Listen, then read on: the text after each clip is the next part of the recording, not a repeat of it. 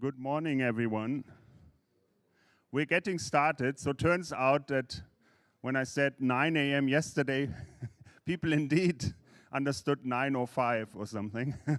But that being said, we get started with a few minutes of delay, but that will not stop us from following the agenda in any place. Welcome to everyone here in the room, and welcome to the folks that watch this online in the live stream. Samuel. Is this working? Test. It is. Yeah. So warm welcome again to everyone. Thank you for being here for the second day. Really looking forward to giving a bit of a shift in terms of what we're doing today. Yesterday was more about pitching the innovations. Today we're going to be focusing on a few different topics which are super valuable nevertheless and very much aligned with what we're trying to demonstrate today. If I can, I just want to, there's a lot of interesting materials at the entrance if you haven't picked them up.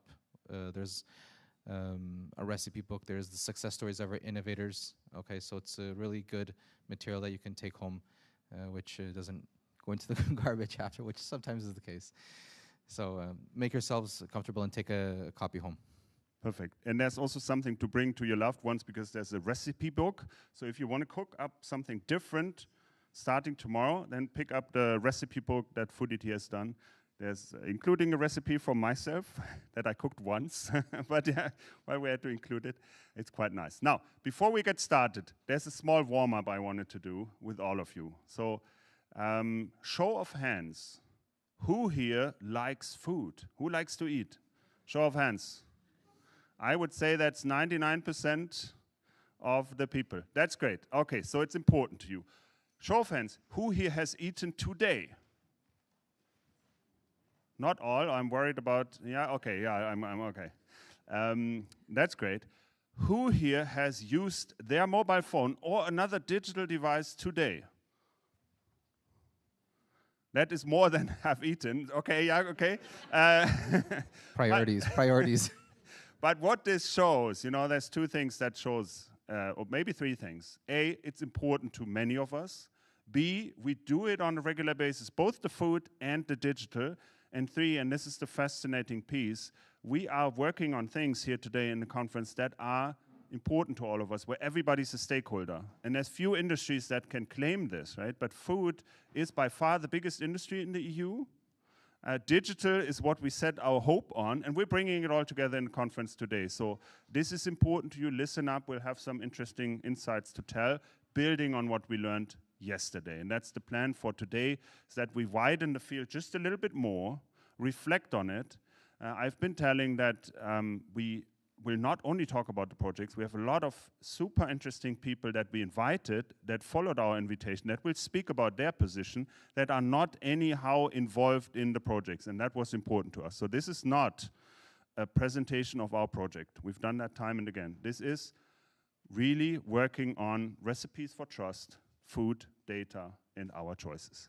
Now, that being said, let's get going. There are three things I wanted to point out. Number one, we still have the Slido. It's the same link, if I'm not mistaken. We'll show it again. If you have questions, both here in the room or online, drop them there, or else show of hands also always works. But please ask questions, be curious. There are no stupid questions. Huh? Just ask them. Please, make use of this. Second, over there's Pauline, who will be our graphic recorder for today. She has a screen, and you'll see on the screen graphical interpretation of what is talked about in the conference. So if you are tired of listening, you know, you might also want to look there and then grab an understanding or hear of what has been talked about. This will also enrich, of course, the conference report afterwards. And number three, the only thing I need to say is let's get started, shall we? Now's the time.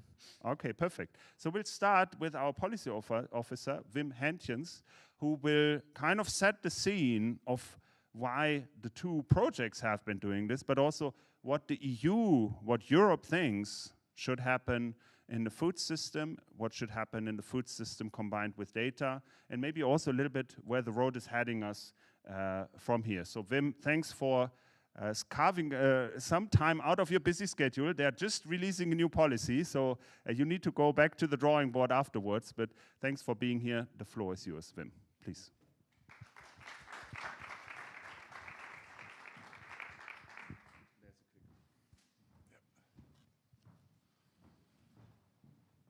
Thank you, Kai, for this kind introduction and for organizing this and for all the work. It's great to be here. So my name is Wim Haantjens, and I work at the European Commission in DG Research and Innovation for a commissioner who's, by the way, now called the Commissioner not for Research and Innovation, but for Startups. Research and Innovation. I'll come back to that later. I work in a unit called Bioeconomy and Food Systems. So what we do is we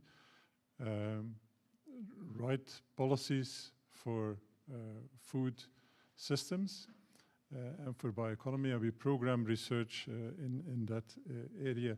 And like I said, we're in the last phase of political decision making on the bioeconomy strategy, so it's due to be launched mid-November, so that's why things are a bit busy, but I'm happy to be here to see that the community has built effectively around these two projects. The title of my presentation is Shaping Future Food Systems Using Digital Solutions and Data. That's kind of like the important theme in our Food 2030 programming. What I will do is I will talk about three things. I will explain a little bit where this topic and this R&I programming from which the projects originated, where that came from, what was the context at the time. You have to know that the coal topic was actually created in 2021. We're here now in 2025, so it's good to see that what the context was of the coal topic at the time. What happened since, I'll go into the new commission and its priorities and how that relates to what is happening for the moment, and then look a bit forward to the work that has been going on here, what kind of messages I want to pass. So first, to go back a bit to the past, so the topic was launched in 22 and was called Piloting Approaches and Tools to Empower Citizens to Exercise Their Data Rights in the Area of Food and Nutrition. So it was due to look at how can data and digital enable the change that we want. So Green Deal priorities, the climate ambition, the farm to fork strategy to make food systems more sustainable. And also important elements were better informed decision making. Data is driving decision making, but also social engagement and innovation, and better governance, more fairness in the data and digital applications. So that was what was launched in 2022, and we were very happy to see two enthusiastic projects taking up the challenge. But what was the context at the time? At a certain time, I would say between 2010 and 2015, people that were dealing with food systems and food security and sustainability were actually making the judgment, of course, that food systems were not as secure or as stable as we think, that towards the future they face enormous challenges in terms of their sustainability, their impact on health, their resilience. And it was titled as Food Systems Face a Perfect Storm. They often was said that we have 8 harvests until 2030 to transition to sustainable food systems. Of course, the challenges are related to the population growth, but also to the health effects that are not always positive. And if you talk about obesity or undernourishment, and of course, food depends on a ecosystem that functions well, but at the same time, that ecosystem is under pressure, also due to food systems. So climate change does impact on food systems, but also food systems have quite a substantial impact on that. The example here of fresh water is also given.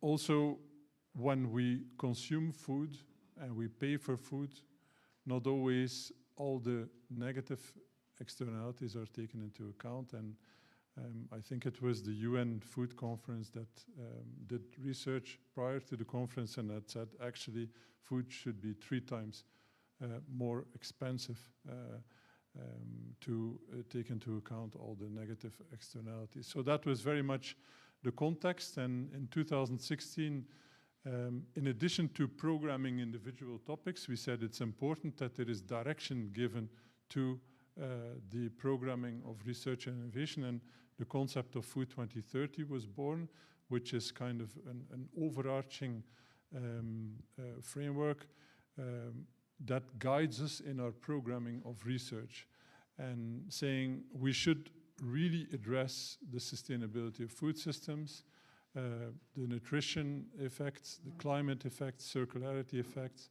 the stimulate innovation in food systems.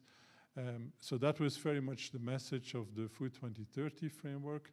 A strong message and an important message that I want to emphasize is this scheme.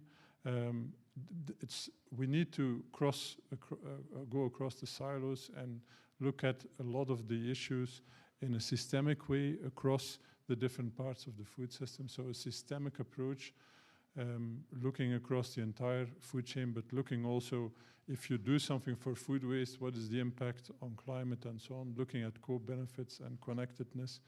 That system approach was very much introduced there and is kind of commonplace now, I would say. It's nice to have a framework, but what do we want to do? What is the filter between the evidence and the ideas and the action? And for that, we introduced actually a number of actions or areas in which we program research, and food safety is one, microbiome, food waste, alternative proteins. But importantly, pathway number 10, we see a big role for data and digital to transform our food systems. And that's where where I'm focusing on in the context of Food 2030.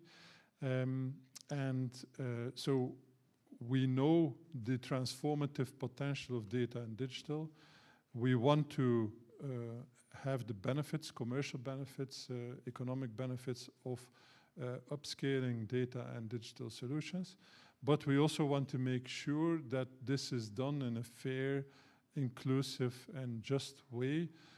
For example, that also the data is not owned in a number of silos that are closed, but that we make good use of it, and that it doesn't create unfair power imbalances, for example, in the chain, to name just one thing, or that people lose trust in the way that their data are being used. So that was the background at the time of the call, why the call was actually programmed. But in the meantime, we're in a different context. There's continuity, but there is still a new commission with new political priorities. And the priority here, I kind of summarized in, what has come more to the forefront is the word sustainable prosperity and competitiveness. So the world has changed. We're in a much more competitive global context. Resilience is an issue. Strategic autonomy is an issue.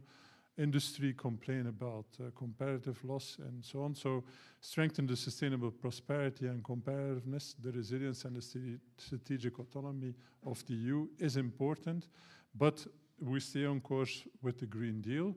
We want to ensure a green and fair transition, but we want to make that a success. That's also in President von der Leyen's speech, make a success of the green and fair transition. Ah, there she is. So what are the Commission priorities for the mandate now? So you know the Commissioner or the President of the Commission is Ursula von der Leyen, and these are the priorities. Two that are of concern for this discussion now is the sustainable prosperity. How do we help use data and digital to help sustainable prosperity? But also how do we use it to sustain the quality of life? So make a success of the green transition, but also work on health and so on. She's assisted by my boss, the Commissioner for Startups, Research and Innovation, Commissioner Zaharieva. What is here important is that if you look at the first objective of sustainable prosperity and competitiveness, there are many initiatives that are being taken, whether it's the Clean Industrial Deal, a big package to make our industry more acting towards climate change, the Biotech Act, which is looking at taking away a number of hurdles for innovators, Apply AI Act, the Circular Economy Act, which wants to valorize much better the biomass also that we don't use, and create a European market for secondary biomass, for example. So there's a number of initiatives to help sustainable prosperity and competitiveness. But the competitiveness compass includes quite a lot of them, and speaks also about closing the innovation gap. And that's an important thing also in this context of today. We fund quite a lot of research in Europe, but we too often see that the results and the fruits go elsewhere. So that good ideas that we have are picked up elsewhere, and closing the innovation gap is exactly what they want to do. The Draghi report was important into bringing about this priority, and he clearly showed that also in digital we are losing out in terms of productivity gains because we don't bring solutions to the market quick enough. So that's a very clear observation and challenge towards the future. So looking forward, what would be my messages for today is that it stays priority to stay on course with the goals of the Green Deal. Let's make a success of the green transition also in food systems. That's very clear. But it has to work from all dimensions of sustainability. I think in the EU, we have a view on how to deal with digital and data that is different from, for example, the US. We want to have one that is based, digital environment that is based on European values. That was very strong when the call was written, but I think that is still very strong today. That course is maintained, and we see that soon, and in November also, the European wallet will be, there will be a further announcement and further advancements there. There will also be a European data union strategy proposed, and both, I think, will bring this message again that data and digital should be based on more on the European values. There's a stronger emphasis on bringing solutions to market. So this is a great environment to say that, because I think it's you've created with the two projects a very healthy ecosystem. So it's good to see what actually we can bring to the market. And like I said, there are many concrete initiatives happening, By the way, also Food 2030 will be updated next year. So also the data and digital pathway will be updated. So it's the right time to also give us advice on what can be done better. So for the projects, demonstrate the feasibility of aligning innovation and data rights in practice. It's something that we have to demonstrate that it can be possible. And I think you're doing a great job on that. And then, like I said, bringing solutions to market. But I'm very grateful for all the work that is done. It's very satisfying to see an idea in 2021 being brought into realization, and to see it being done so well. I'm very grateful for that. So thank you very much.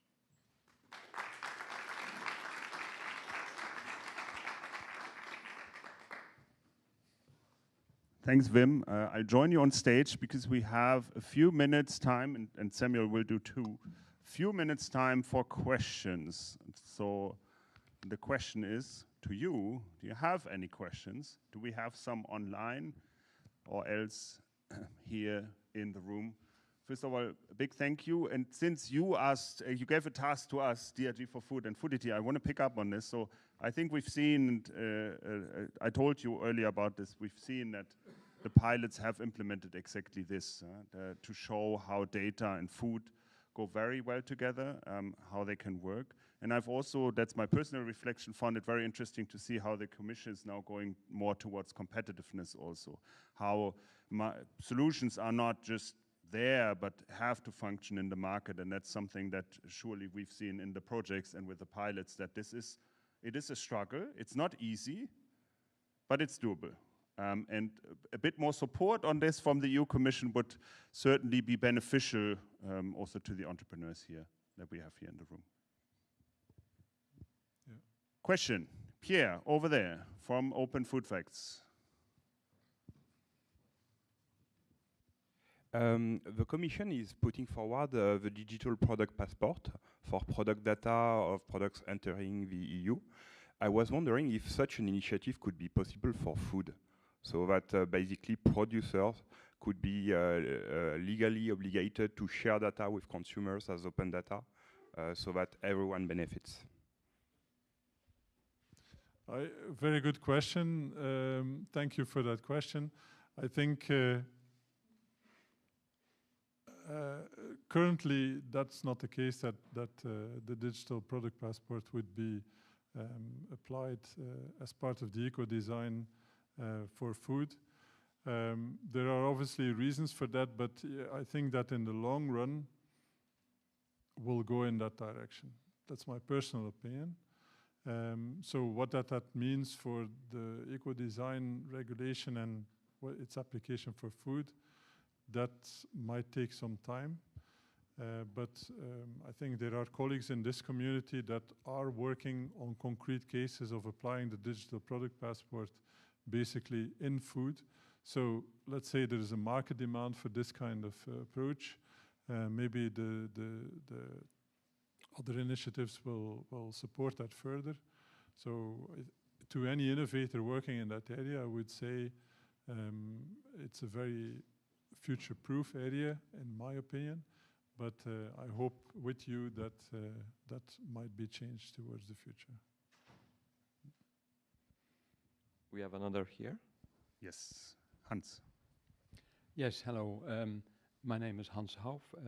I see today, I see a lot of, let's say, wonderful innovations, and a lot of innovations are looking for the next step and to move towards the market. I hear you say we are including, let's say, startups, and so how is the future looking for let's say, these innovations, and who are looking for, in fact, capital or money to make the next step? How is the Commission and visiting, let's say, seeing the future, how it will be, they can help these innovations? Well, the sense of urgency of deploying innovation, working with startups, SMEs, and industry is huge. So that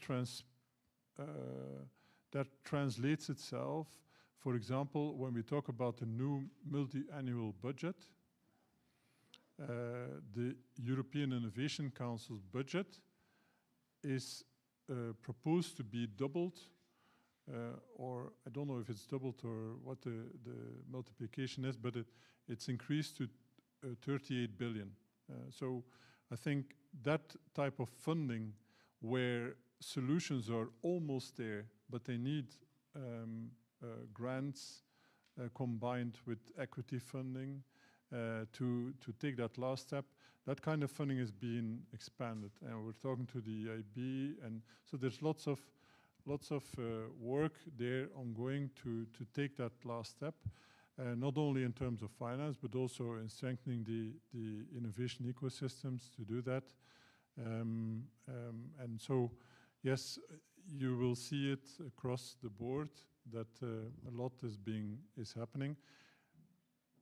The Commission launched early on in the year the startup and scale-up strategy, which has many supports also there to bring innovation to market, including on finance, but also on administrative burden, make it easier to start up a company and to operate. So there's a lot going on that, so watch that space, I would say. Any other question? Human, yes, Giacomo will bring the microphone. Thank you. That's kind of continuation of the Hans question. I think my direct question is how the Commission would stimulate the venture capital market, not just publicly supported funding, because only in California there are 10 times more venture capital than in Europe, and that's the reason the companies are going there after in US in general. So that's probably the name of the so-called European paradox, as you mentioned. No, I think there's work. There are capital, for example, I work also on the bioeconomy, and there's a European Circular Bioeconomy Fund that we set up years ago, and with some guarantee from European money, and that has been doing extremely well, investing also a lot of food startups. Now, how to take that to the next level and not have just backing of one fund, I think it's 300 million in total, but to multiply that, that's the question that is now on the book. So they're talking about a scale-up fund. EIC is doubling its activity, which will be equity funding. But also we hope that they can find schemes to explain to the Europeans that they should not put their savings in American stocks, but rather keep it here. So the Capital Markets Union is also being worked on that. So again, there's a lot of initiatives to try and improve that further than what it is today. One last question, if there is any. Or a recommendation. You're just drawing the policy, so this is your chance to make your voice heard. There we go. One last question. Or proposal. Tomasz Wojciechowski, Poland. Maybe with this connection with data and access by public, by society. I'm coming back from the Synergy Days in Rotterdam. So this is for the delegation of agri-foods data, mainly in machines, sensors, etc. And there's some initiatives like European agricultural data space, European partnership with data. So how this environment on food processing data space is looking for these initiatives, like to put the data to, for example, some agricultural data space too. I think the system approach that I presented for the food system, that you shouldn't talk about agriculture and then the next steps, that applies certainly to data. Data travels along the supply chain, and so any initiative should be integrated. Now, I think the new partnership agriculture of data has just been launched, and at the launch event, one of the clear messages that was brought is that there's also a partnership Future Foods.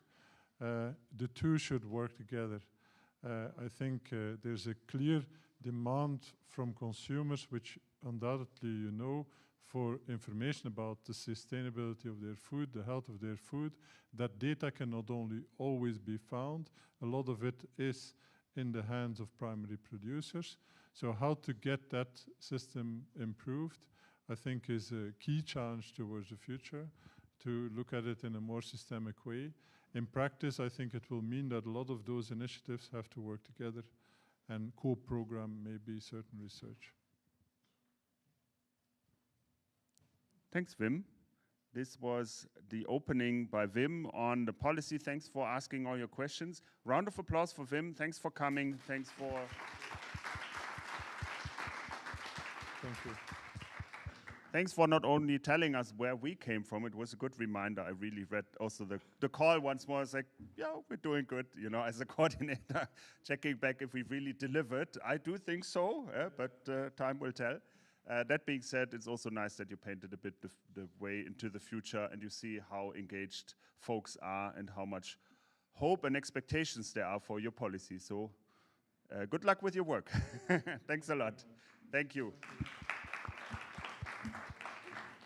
Now, we want to tell you a little bit more, really short, on the two projects that are hosting this conference. That's, of course, DRG4FOOD and FOODITY. We'll kick it off with FOODITY, and Samuel will tell you about the FOODITY project. I will. Thank you. Okay. Thank you again, Wim, for setting the stage for the second day of the conference. As Kai mentioned, I don't have the clock on in front of me, so I'll try to be as quick as I can. But, okay, 7 minutes. So, given this introduction, what we wanted to do, or what I wanted to do with the moments that I have, is just share some light on exactly what we did in FOODITY in terms of results, the impact aligned with what we're dealing here today, which is digital responsibility, and of course, keep in mind citizens and data management, okay? And I need this to move forward. So for those that were here with us yesterday, I started my brief introduction to the open call framework with a provocative, let's say, asking you to think a little bit about your habits. So this is kind of a continuation, and based on those questions that I asked, then I want you to quickly reflect now, something that I kind of do because I've been in this situation, which is to think about a world and a digital ecosystem in which we are. I mean, we're all here connected to devices. We're streaming online. We have mobile phones. We have watches on our wrists. It's a digital ecosystem, right? And we, as citizens, regardless of what we do, whether we're in policy, whether we're in the industry, whether we are in academia or researchers, we're all, in the end, a citizen and a consumer. So we're all affected, okay? So what would this world be where we would have full control over our data? And I think, to some extent, it's a bit of a ubiquitous world, utopian, sorry, not ubiquitous, utopian, because regardless of the situation, we know and have heard of all the challenges, of all the complaints, the excuses, conformity with regulations, data quality, integrity, interoperability, costs, vendor lock-in. There's always an excuse from someone to avoid giving a citizen a bit more control, consumer a bit more control over their data. But as we saw yesterday, there are steps that can be taken. There's, we saw 3 projects from FOODITY yesterday among 12. We saw 8 from DRG4FOOD. There is a different way to do things. There is, slow and steady, we can get there, okay? So that's the brief reflection that is kind of aligned also with what we've tried to do, and I think we've done in FOODITY, okay? Which is to put the control of citizens' food and nutrition data back into their hands, to the extent possible, naturally, okay? What we wanted to do, and we showcased yesterday, was to give, to show that there are ways to overcome limitations that big names kind of put on paper, with the challenges of interoperability.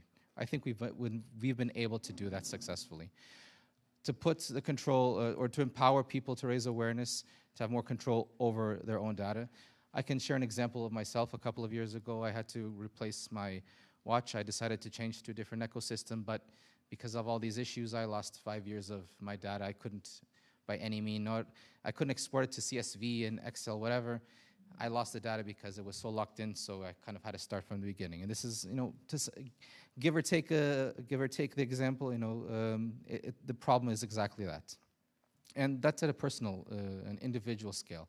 But if we harness data, if we gather data at a more, societal level, populational level, if we analyze that data, there's a lot more conclusions that can be made, and that can ultimately contribute to a change in our food systems, okay?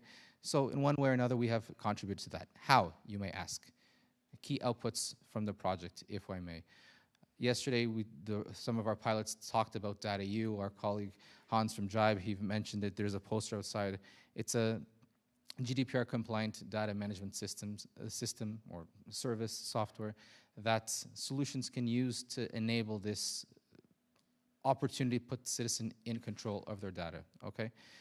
There's a bit of a mix-up in the formatting. Nevertheless, we also have the FOODITY data lake, which is a database to some extent, which has harnessed data sets from our projects with capacity to scale in the future, okay? So two things that we have done, and not to forget also components that we developed within the framework of the project that our pilots used.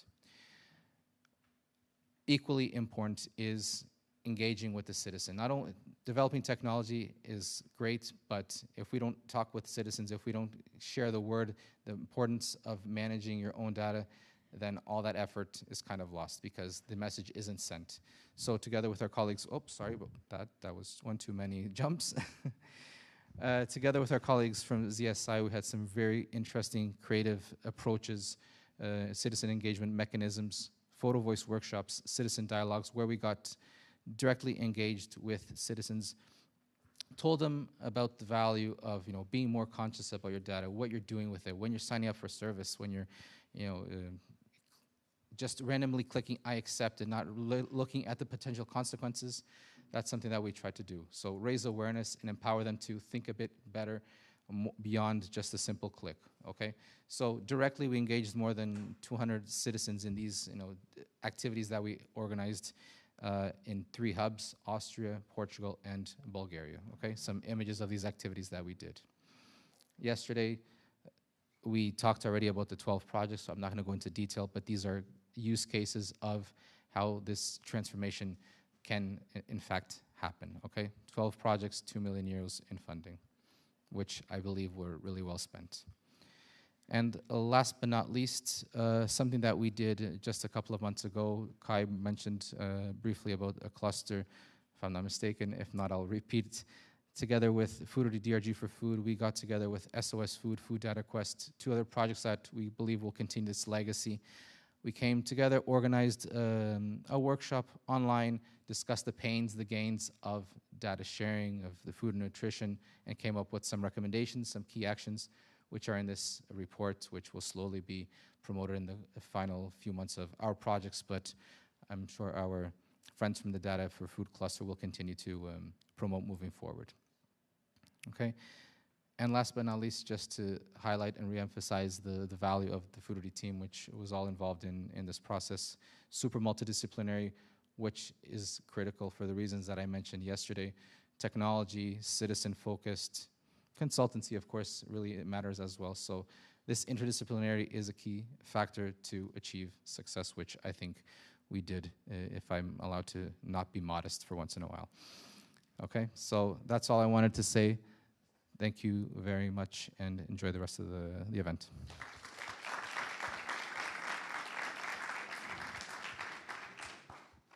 So I think, Kai, you're up to tell us a little bit about DRG4FOOD and your great work. Or as will well. you allow questions, Samuel? We have questions. No. There is any, or we'll do this afterwards. Thanks a lot. Thanks for showcasing FOODITY and of course having the segue also. So next to the cluster that we formed and that we hear about also later when we stop the conference or when we are at the last session of the conference, there was also amazing collaboration between DRG4FOOD and FOODITY. So it's no coincidence we also have a joint final conference. That really was how we worked over the last 3 years. And I will say, and I've been asked yesterday, so what was this collaboration? And my initial answer was, it was a lot of fun. We enjoyed it. We had a good time working together on the same purpose and making things happen. Now, that being said, let me still zoom in a little bit on DRG4Food and do this really quickly and show you what we've done, how we tackled the same call, because we were both answering the same call. So first of all, our mission was to develop a data-driven food system that inspires trust throughout the food chain. So that was something that resonated with all of us a lot and that we worked on, and that also the pilots tried to demonstrate is, how do you take the right ingredients, cook them up, and get trust as a result? Right? That was always what we were driven by. And I think we learned a lot and we found good answers. We've also tried some ways that maybe didn't work so well. That's exactly what the project was all about. So we come to a point, and we'll hear about this a bit more in just a couple of minutes, on what we think a good recipe, not the only, but a good recipe for trust could be, and we'll also share with you some of the ingredients. Why did we do this? Without going too much into detail, when we started off, we all came together and realized that there are certain market abuses in the food system. There are also some social injustices that we see, also on the digital front, of course. And we were driven by bringing more transparency and more trust into the food system. This is the group that it looked like when we started off. It's not the exact same combination of people that are still here 3 years afterwards, but 3 years is a lot of time. But it is an amazing group, and I can proudly say, and this is maybe something I want to share, there are 4 babies that have been, can I say produced? No, have been born, at least 4 that we know of, over the 3 years of the project. And the latest father is with us today, whose baby was just born last weekend. So this is really, Ferdinand, thanks for coming and for being here with us and making you and your time available. Now, back to the project. So what we really worked on was these important matters like food safety, sustainability, reduction of waste, fairness, you name it. Now, what did this look like?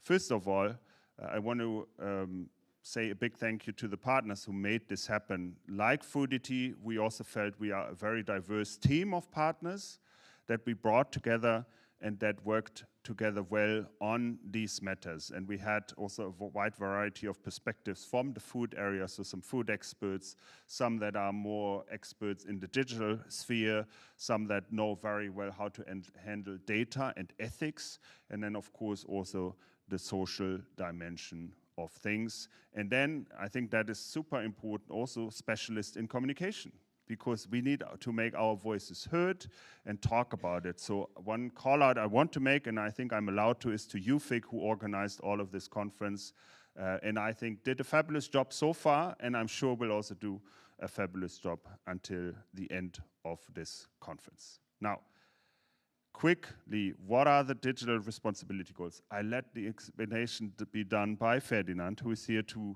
deep dive on the digital responsibility goals. However, I cannot go without showcasing them really short, because it's in our title, right? So whoever wondered what the acronym DRG stands for, it's Digital Responsibility Goals. Now, our pilots, of course, know them for sure, because we've asked them time and again how they apply them, because that was the basic idea.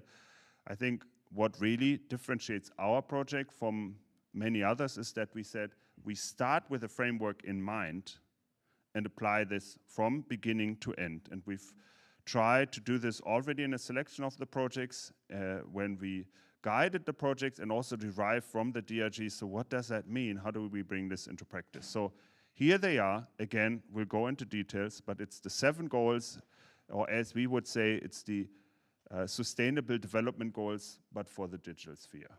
And I will say, for one, they worked really well. The magic is in the application, right? How do you really make them happen? We'll share on this in a second.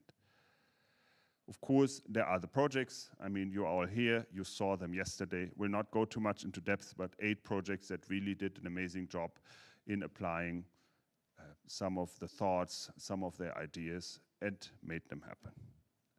And last not least, exemplary outcomes. Again, you'll see more details on all of them, but I will want to share the categories that we're talking about. So one outcome was the roadmap, or is the roadmap, and is policy recommendations. So we wanted to, on a, if you will, on a meta level, digest what we've learned and take it and bring it forward to the policymakers, but also to the wider public, to decision makers, and to other projects, for example, in the cluster, to build on what we've learned. Right? It was important for us to, from the very beginning, sketch along the way what the pieces are that are important. We'll hear about the roadmap in the conference in a couple of moments. Second outcome is a lot of communication, and this is again exemplary. So this is the food comic book that we've developed, which you can take at the entrance, where we thought about ways, so how do we, how do we transport the knowledge we have? And hey, we're in the comic capital of Europe, if you will, right, in Brussels. So it came natural to say, let's develop a comic, right? And because we couldn't pay the license fees for some of the big players, we developed an own style to it. So have a look at it and maybe bring it to your kids and or family or whomever you think this could be interesting to. And this is just exemplary for all the communication that we've done. And of course, then there was a deep technical layer, and again, exemplary here, is the toolbox, because that's where all of the enablers, all of the technology that we've developed, but also witnessed in the projects came together. So we said, look, we can develop a certain amount of enablers in the project and through the pilots, but there's so many more out there, and that landscape for developers or for designers or for business makers is a bit intransparent because it's so complex. There's so many things out there. So it would be a good idea to bring this together in one place, and that is what we call the toolbox. We'll hear about this just next. Now, wrapping it all up, this was just a tiny little insight into DRG4Food, and I'm very grateful that we'll see many more things. Some of them I haven't seen before. So I'm really looking forward to seeing what we've produced in DRG4Food and for showcasing this, and I can say I'm already a bit proud of what we've achieved. So thanks, Samuel, for leading by example, but I think one can say this at times. So thank you.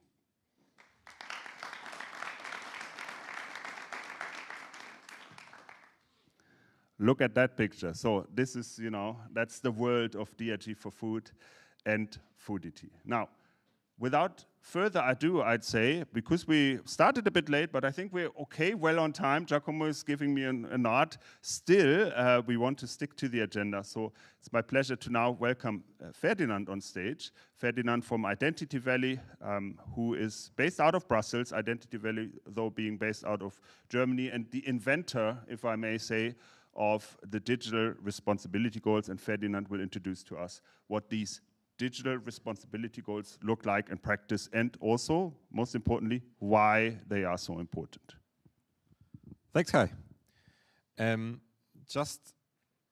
Thank you. Just a little bit of housekeeping for this talk. I will share this talk with my colleague Lorna, who will talk about a bit more in detail about the really implementation and the really practical application of the DRGs. And bear with me, I will talk about the DRGs in detail a bit later, but my talk will be mainly about also the basically the philosophy of change of DRG4Food. So how are we going about really making a sustainable long-term effect on the digital food system? I think this is crucial, to not have only the punctual like one or two apps that make a better job at responsible digital responsibility, but make it really long-lasting and maybe replicable.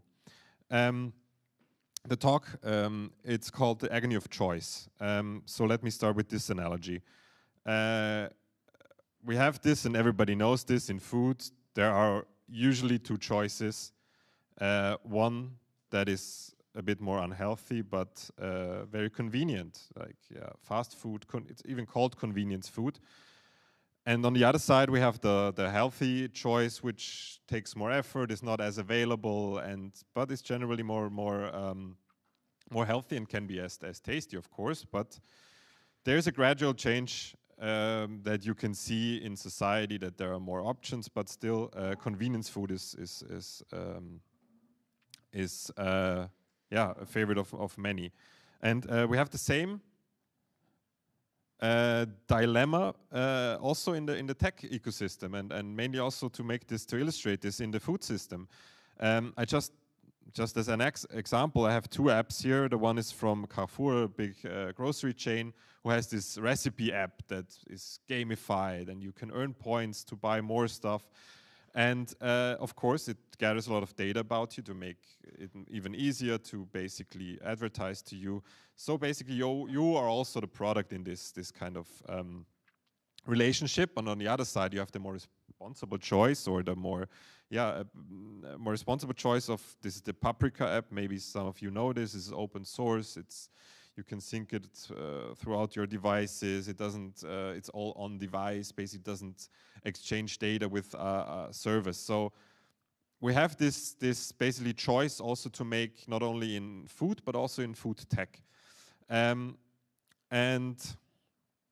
just this is another example of basically how it's sometimes even worse in food tech, where you have just people that are developing technology and just put it on the market without any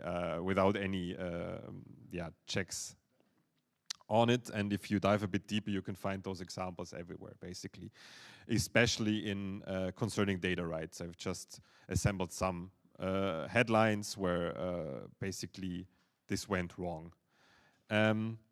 But it's a shame, actually, and this is especially true because you have heard about our pilot projects. You can make a better job, and so is the theory, you can drive better outcomes for your technology because people are actually really caring about these outcomes. Every basically the element trust barometer that I cited here is a very popular one that asks people about their fears and their hopes for technology, and consistently you see people care about their data privacy. For example, 73% say that this is a very high concern about cybersecurity, if their data is safe.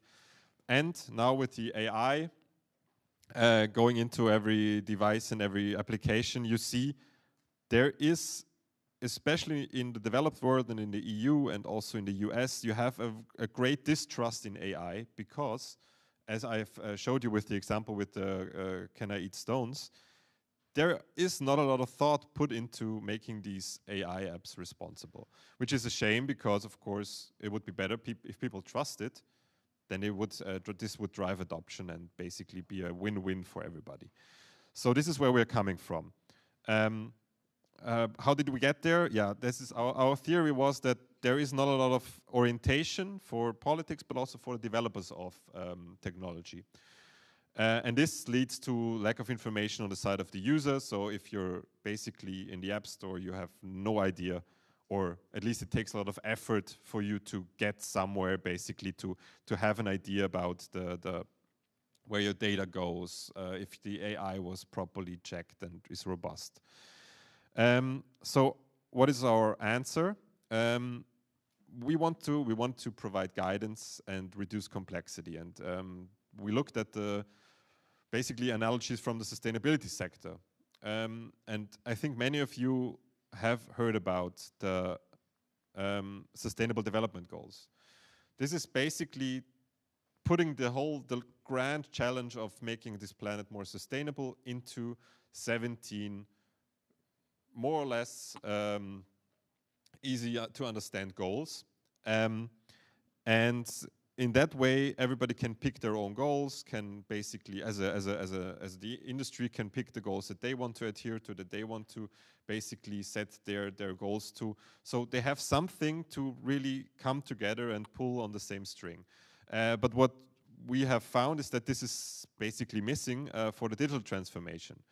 So what we developed in a multi-stakeholder process are the digital responsibility goals. This is going from digital literacy, cybersecurity, privacy, data fairness, trustworthy algorithms, transparency, and human agency.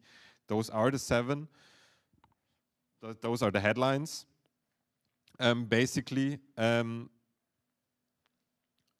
but if we look into it basically under the hood,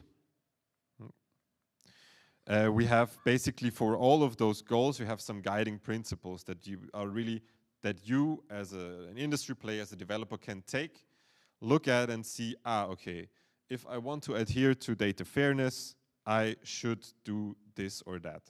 So this is a catalog of these recommendations basically for a better digital ecosystem.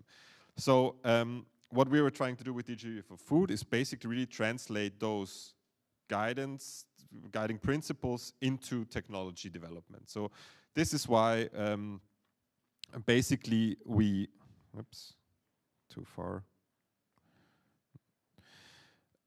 As a first basically measure, this was integral, and I don't know if we heard about it yesterday, but this was integral to basically the selection of our pilots. We really challenged them to tell us how they will do their app development, their software development more responsible than the average basically industry player.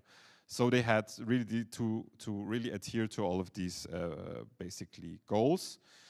What we also set up, and this is something that should go also beyond the project, is basically a DRG playbook that every developer can take and look through and have a checklist and see if their product adheres to those principles. So this is also one example how we're trying to really implement this. But now I will give the floor to my colleague Lorna, who will talk about also the toolbox, which is integral in really, it's the tools to make the DRGs happen, and they're also structured around, basically the toolbox is structured around those principles. And yeah, very proud to see how this all turned out. Thank you, Ferdinand. So we're going to go live to the actual website, and Kai's going to help me with steering it. So the toolbox is something that we've developed throughout the project. And it will continue to develop. So we see it as kind of a living entity that is being populated with information from the projects, information from the consortium, but also adding to this with information from experts. One of the things we see it as is bringing together this sort of framework, the DRGs, which are an overriding framework or even sort of that foundation that everybody's been working on throughout the project. But we're putting that into the food context. So I think as Ferdinand says, so the DRGs, they're applicable across all verticals, all industries, but we're homing in here and how does this actually apply? How do we work with these in the food industry, in the food system? At the top of this, of course, are our projects, and we see these as demonstrators. So they've taken this framework, they've been coached through the framework, but also been showing us how can we actually implement this in our actual solutions. What does it mean to really be sort of DRG driven? And we were actually quite strict in some ways with our coaching. We're not going for sort of DRG washing. You can't say, well, we're GDPR compliant, which means that we're responsible. It's way more than that. It's a little bit more than just saying we've got our security in place, but it's have we actually from day one thought about our end users, thought about our complete system, and thought about going that extra mile into building trust in our system.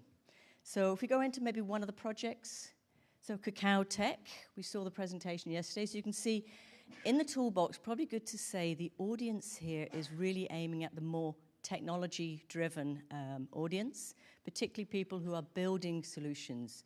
So this has a little bit more of a technology slant to the language and the content, because we want the audience to be able to understand really more specifically what can I do and how can I actually maybe learn from how these DRGs are applied in practice. So if you scroll down, so the project has a lot of detail about, why this matters. There's also information in the top bar on the right with links to the resources. So all of our projects have supplied open source resources, open access documentation that you can actually reach and maybe even implement in your own projects. But also in each of these sections, we go into detail into the DRGs. And here, really in the context of how they've actually implemented them. So there's a video there, so videos and pictures. So if you scroll down to the DRG section, so not all of the projects have actually implemented specifically all of the DRGs, but we've managed to home in there. So you can actually see specifically what they did to actually improve digital literacy, what they did to improve security, and the different projects approach this in different ways. So we're seeing this as a resource to see there's not just one way in the food system of actually implementing these DRGs, but there's multiple ways, and these projects have demonstrated it. So if we go back to the main site, so all of the projects having their own page, they're actually in the process of being developed, so please come back and have a look. So our second round of projects have just wrapped up now, so we're gathering all the data and getting that into the toolbox. But also, as Ferdinand said, within the project, we also developed some tools. So we have the playbook there as one of them. We also have a trust toolkit. So one of the things we realized in sort of interactions with the project, and as you heard from Kai, why do we do this? Why are we promoting this approach to developing solutions? Because we want to build trust. We want to build consumers' trust, but also stakeholder trust in the food system. So our theory, our assumption is we apply the digital responsibility goals. We have the playbook as a tool to even check, are we doing this in the right way? Are the tools that are available to help us being used? But so what? Is this actually having an impact that we want? Are the end users actually experiencing and perceiving this solution as more trustworthy? So we've also been working on a trust toolkit. So that's actually being developed as a pilot. We've got model data. There's a paper being written. And in the next month, there's also going to be an open source tool published where you as a developer will be able to run 2 surveys where you can also test whether your end users have a certain level of trust in particular aspects of your solution. And here we want to combine that together with the playbook to see if I'm implementing responsibility, is it having the impact that I want in my end users? So these are some of the tools that are being produced from within the project. And also there's the database. Now this was actually developed in the early stages. All of our projects actually have had access to this database, and it will continue to grow. All of the entries are a mixture of predominantly open source technologies, but also we found a lot of very useful resources, for example, giving insights into regulatory aspects, guides, databases, so a lot of different types of resources. They've also been organized around the DRGs.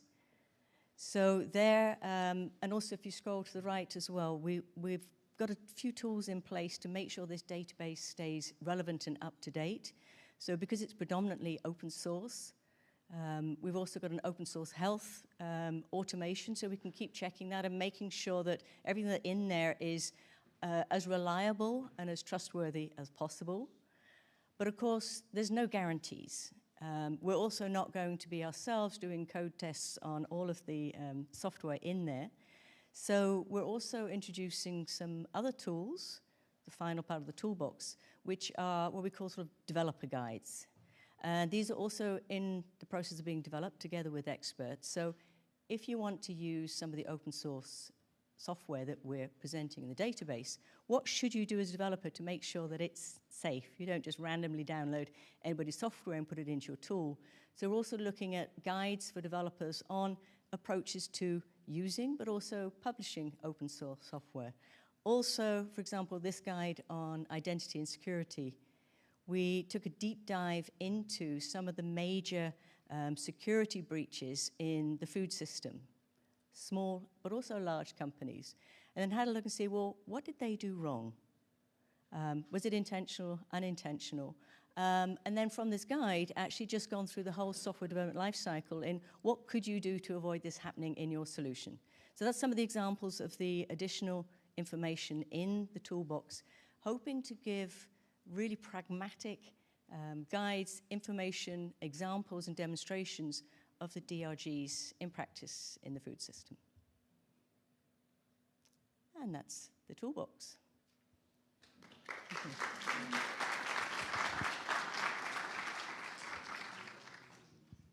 Thanks a lot, Lorna. Thanks, Ferdinand. And thanks for showcasing the toolbox to us. So yeah, we were a bit nervous that this will actually work because this is the live toolbox and it's not a video pre-recorded. But I think you made it work, we made it work, so thanks a lot for this. And to deep dive a little bit on the themes on digital responsibility and trust and the likes, we'll now have a panel come up, the first panel actually of the day. So maybe there is some question. Maybe if there's a question, right? Okay, then let's first go to questions, either on the Slido or live in the room. Are there any questions? Okay, we can move then to the panel. Oh, yeah, sorry. There is one question. Hans, go for it. Before you will be asked questions, you might want to ask one exactly. That's now it's my moment. My question is not so much to you two, but I didn't have the possibility to ask questions to the two project coordinators. And my question is, what is you ask all the innovators to prepare for the future, to say what is your next step, but what is your next step as a project? So for food, for food and for foodity. Good point. Let's say, can I end this with a bit of suspense? So we'll share a bit on this, and when we have the final session of the conference, we do have good ideas. You're right, that task isn't over. It's not like we close the project and then it's done. One thing I can say is, for example, the digital responsibility goals live on. I think we've established a few grounds, right? And you will also be able to demonstrate them in other sectors because they're not just on food, but now we've experienced in food and might want to take this to other sectors. And I can also say for the toolbox that, of course, the idea is for this to thrive and to grow and to work further. So these are just two elements of where we think what we've done will live on and maybe even grow. And maybe if I can add to that, actually, to the audience here, for the toolbox, we really do want to keep it alive with relevant and useful information. So any projects here from Foodity or any experts here who have a voice, have a message or information that you would like to share in an article, please get in touch. There's a contact form on the toolbox because we would love to actually populate there with more relevant information from experts outside of the project. So that's an open invitation. Thanks. Now, I'd say let's get started with the panel. Florentin and Giacomo will help me with the chairs. Thanks again. A round of applause for Lorna and Ferdinand.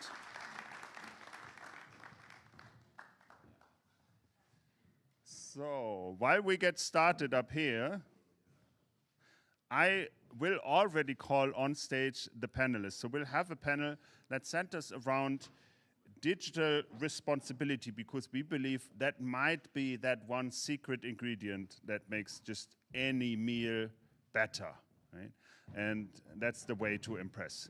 Now, that being said, you already met at least two of the panelists, either yesterday or today, because two of them have already been asking questions, right? That's Hans, of course. So Hans Hoof, who is the board member of Jibe Company, and he's involved in Foodity with DataU, but also involved in a lot of other projects. Hans, please join me here. And then we have Marie Brüser, who is the Senior Business Development Manager at EIT Food. Marie, if you would join us here on stage. Thanks for joining us. And then there should be Pierre, whom I'm not locating now in the audience. There he is. You switched seats. You were sitting over there earlier. Pierre is co-founder of Open Food Facts, and he has shared his pilot project with us yesterday because he's not you alone, but you are a member of the NutriSite project that DRG has co-funded. Now, what we want to do in the roughly half an hour we have is to deep dive and center in a little bit on digital responsibility and take it from the theoretical concept to the practical application, not just a technical application, but also how do you make it work in the market, right? Because a technology that's there isn't enough. It also needs to work in the market.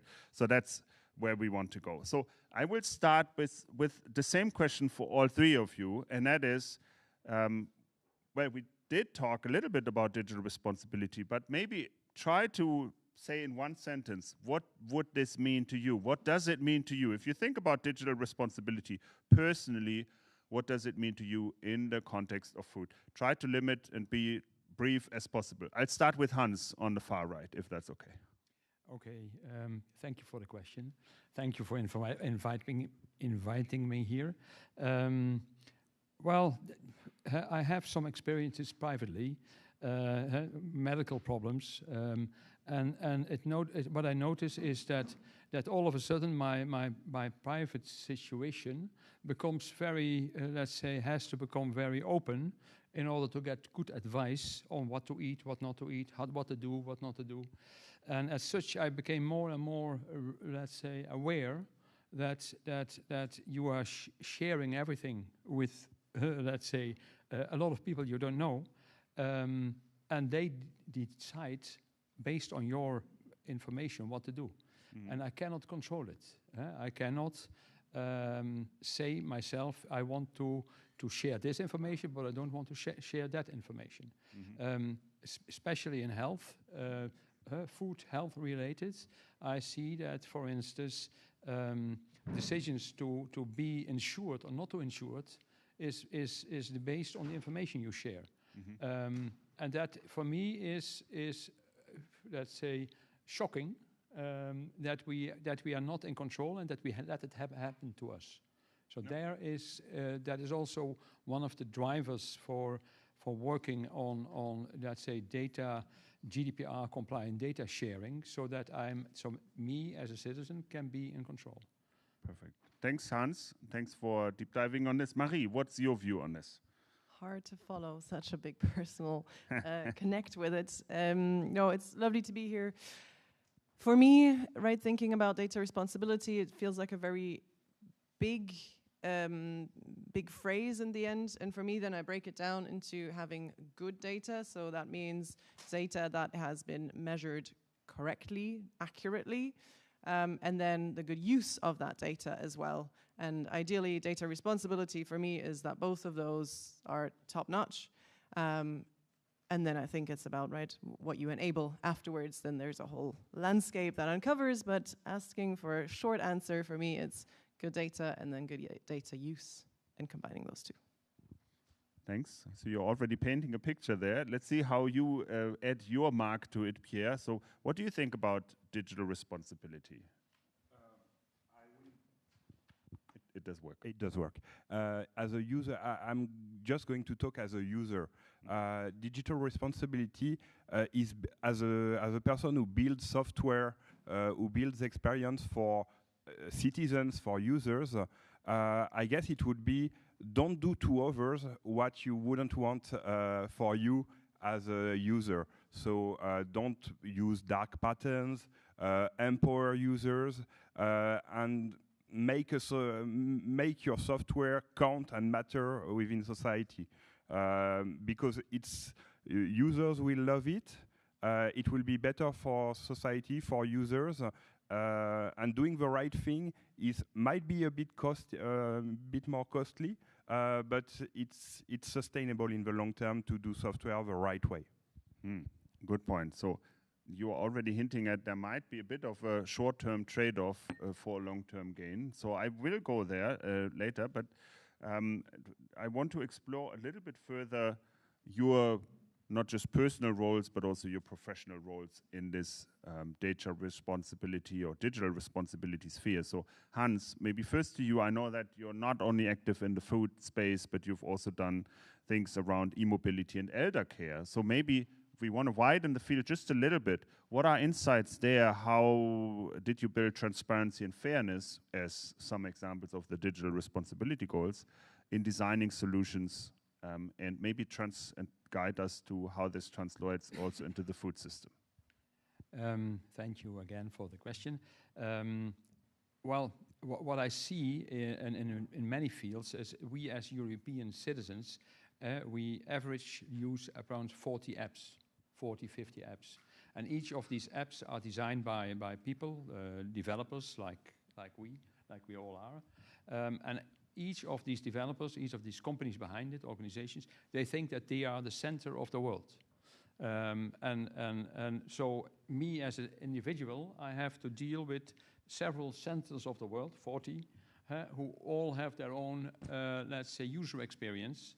But that means that for me, is it extraordinarily difficult to manage the data which you share with everything, for all these 40 applications. So the question is, how could we, let's say, shares that in a sustainable and also acceptable way, and make, in fact, an application which makes it, let's say, a user interface for the citizen to manage all this data for these 47 different applications. So that is a little bit the struggle I have when I deal with elderly care, when I deal with applications in e-mobility, applications for supermarkets, and so on. We see that we are also a little bit like the traditional developer, thinking that we are in the center of the world.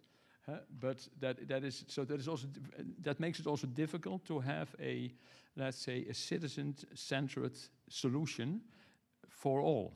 And there, I'm honestly struggling. That was one of the reasons we had also problems in Foodity to use DataU for 12 7 applications, and they all were coming from their own, let's say, center of the world. So I hope that answers a little bit your... It does. It does provoke a new question immediately, if I may, because do I understand that correctly? So it's probably maybe the challenge is more on the digital side of things, not so much in the sectoral application, right? Because you just, if I understand correctly, it's a similar challenge in e-mobility, elder care, and food. Is that correct? Absolutely. Okay. Because in my view, at least, the data, you share data on a private level for e-mobility to know where you go, how to travel, when you stop with. So there is also private data.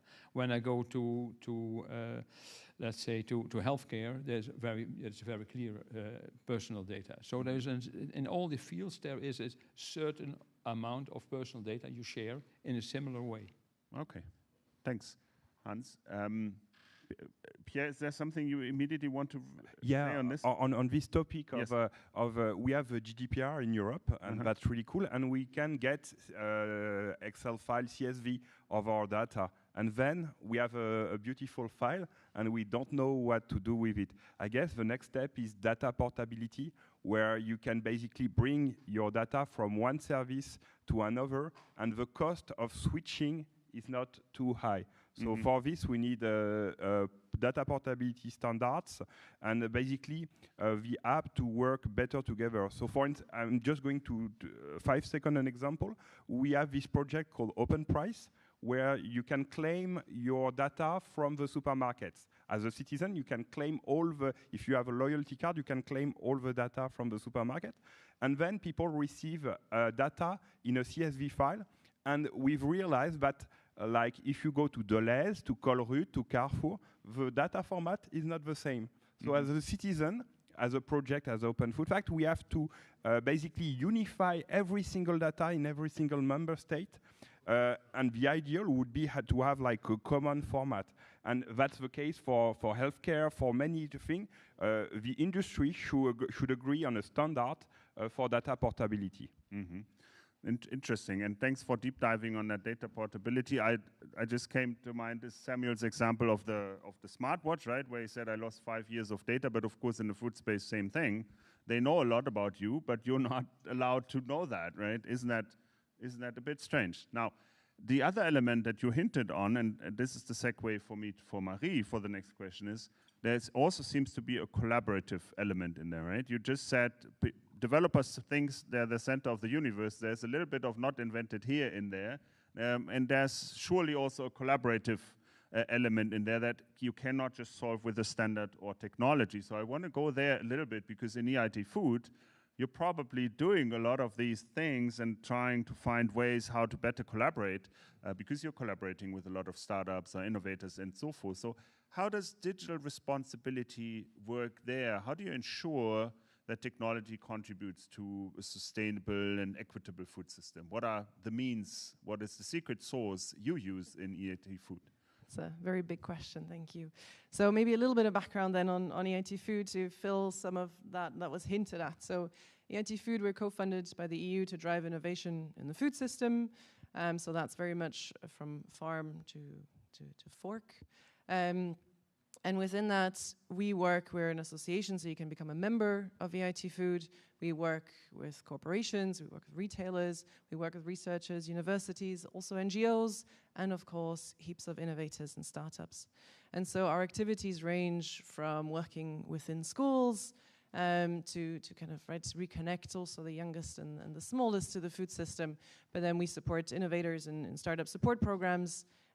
We can invest in those that are took part in our programs, because I know that's a big question for a lot of you.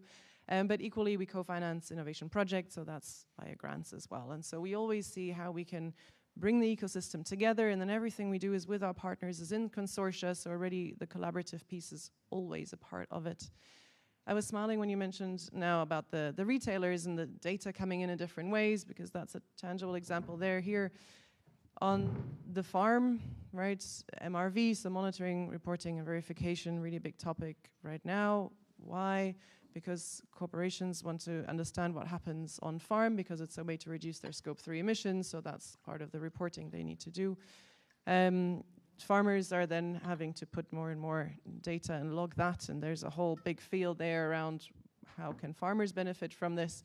But what is happening is that we had lots of innovators coming in, excited about this space, creating fantastic platforms that allow us to track all sorts now on farms. And now it's really difficult because every single platform exports that in a different way, which means then to actually use that in a report, there's a whole other task.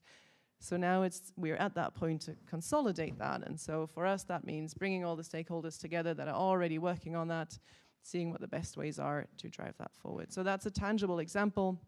But for us then, it is centered around activities, really, how can each part of the ecosystem benefit? And we do, now for the 7th year, we do our trust tracker, which is also, I think, could be really interesting for a lot of you, where we talk to 20,000 people a year and understand which actors of the food system are actually really trusted. And that obviously informs then a little bit on who can do some of that information piece and whose word is trusted more. And so we also see there's a lot there to be done. Authorities are not that trusted. Less than half of consumers trust what authorities put out there, which I would say is a bit of a danger. But equally, who is trusted? Well, it's the farmers. And so, right, it was nice to see also yesterday your projects that connect right to farm, because that data then coming in and that connection can really have changes and impact on the other end. So for us, it's understanding what levers do we need to connect everything, knowing that good data is at the heart of it. For me, it's always what we can't measure, we can't improve. So let's get the measurement piece right.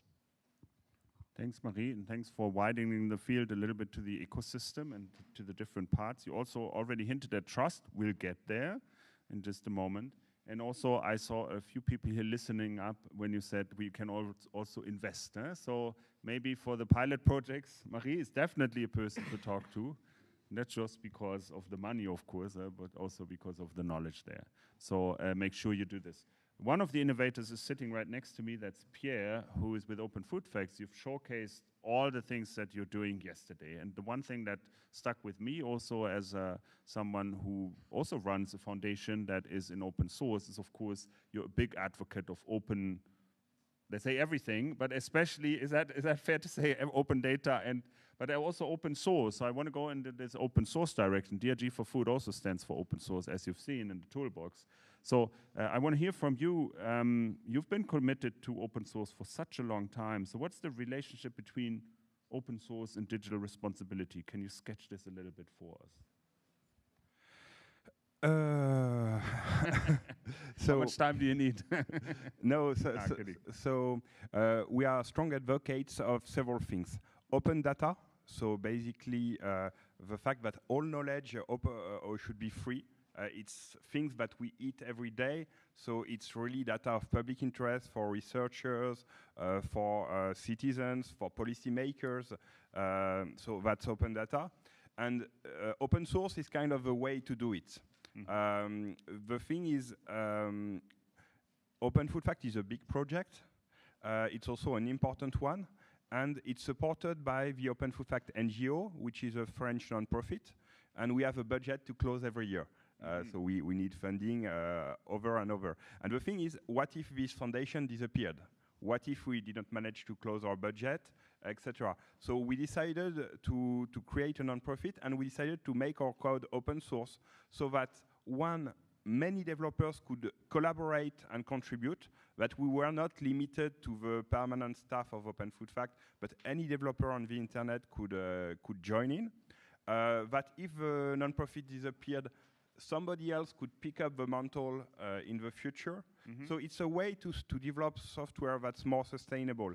And also, as a result, we can reuse components that other developers chose to make open source. So the Linux operating system, Firefox, all of that was a gift from a developer who could have made a lot of money to the world. There are, of course, economic models around open source, but it's really a slightly different way to do software.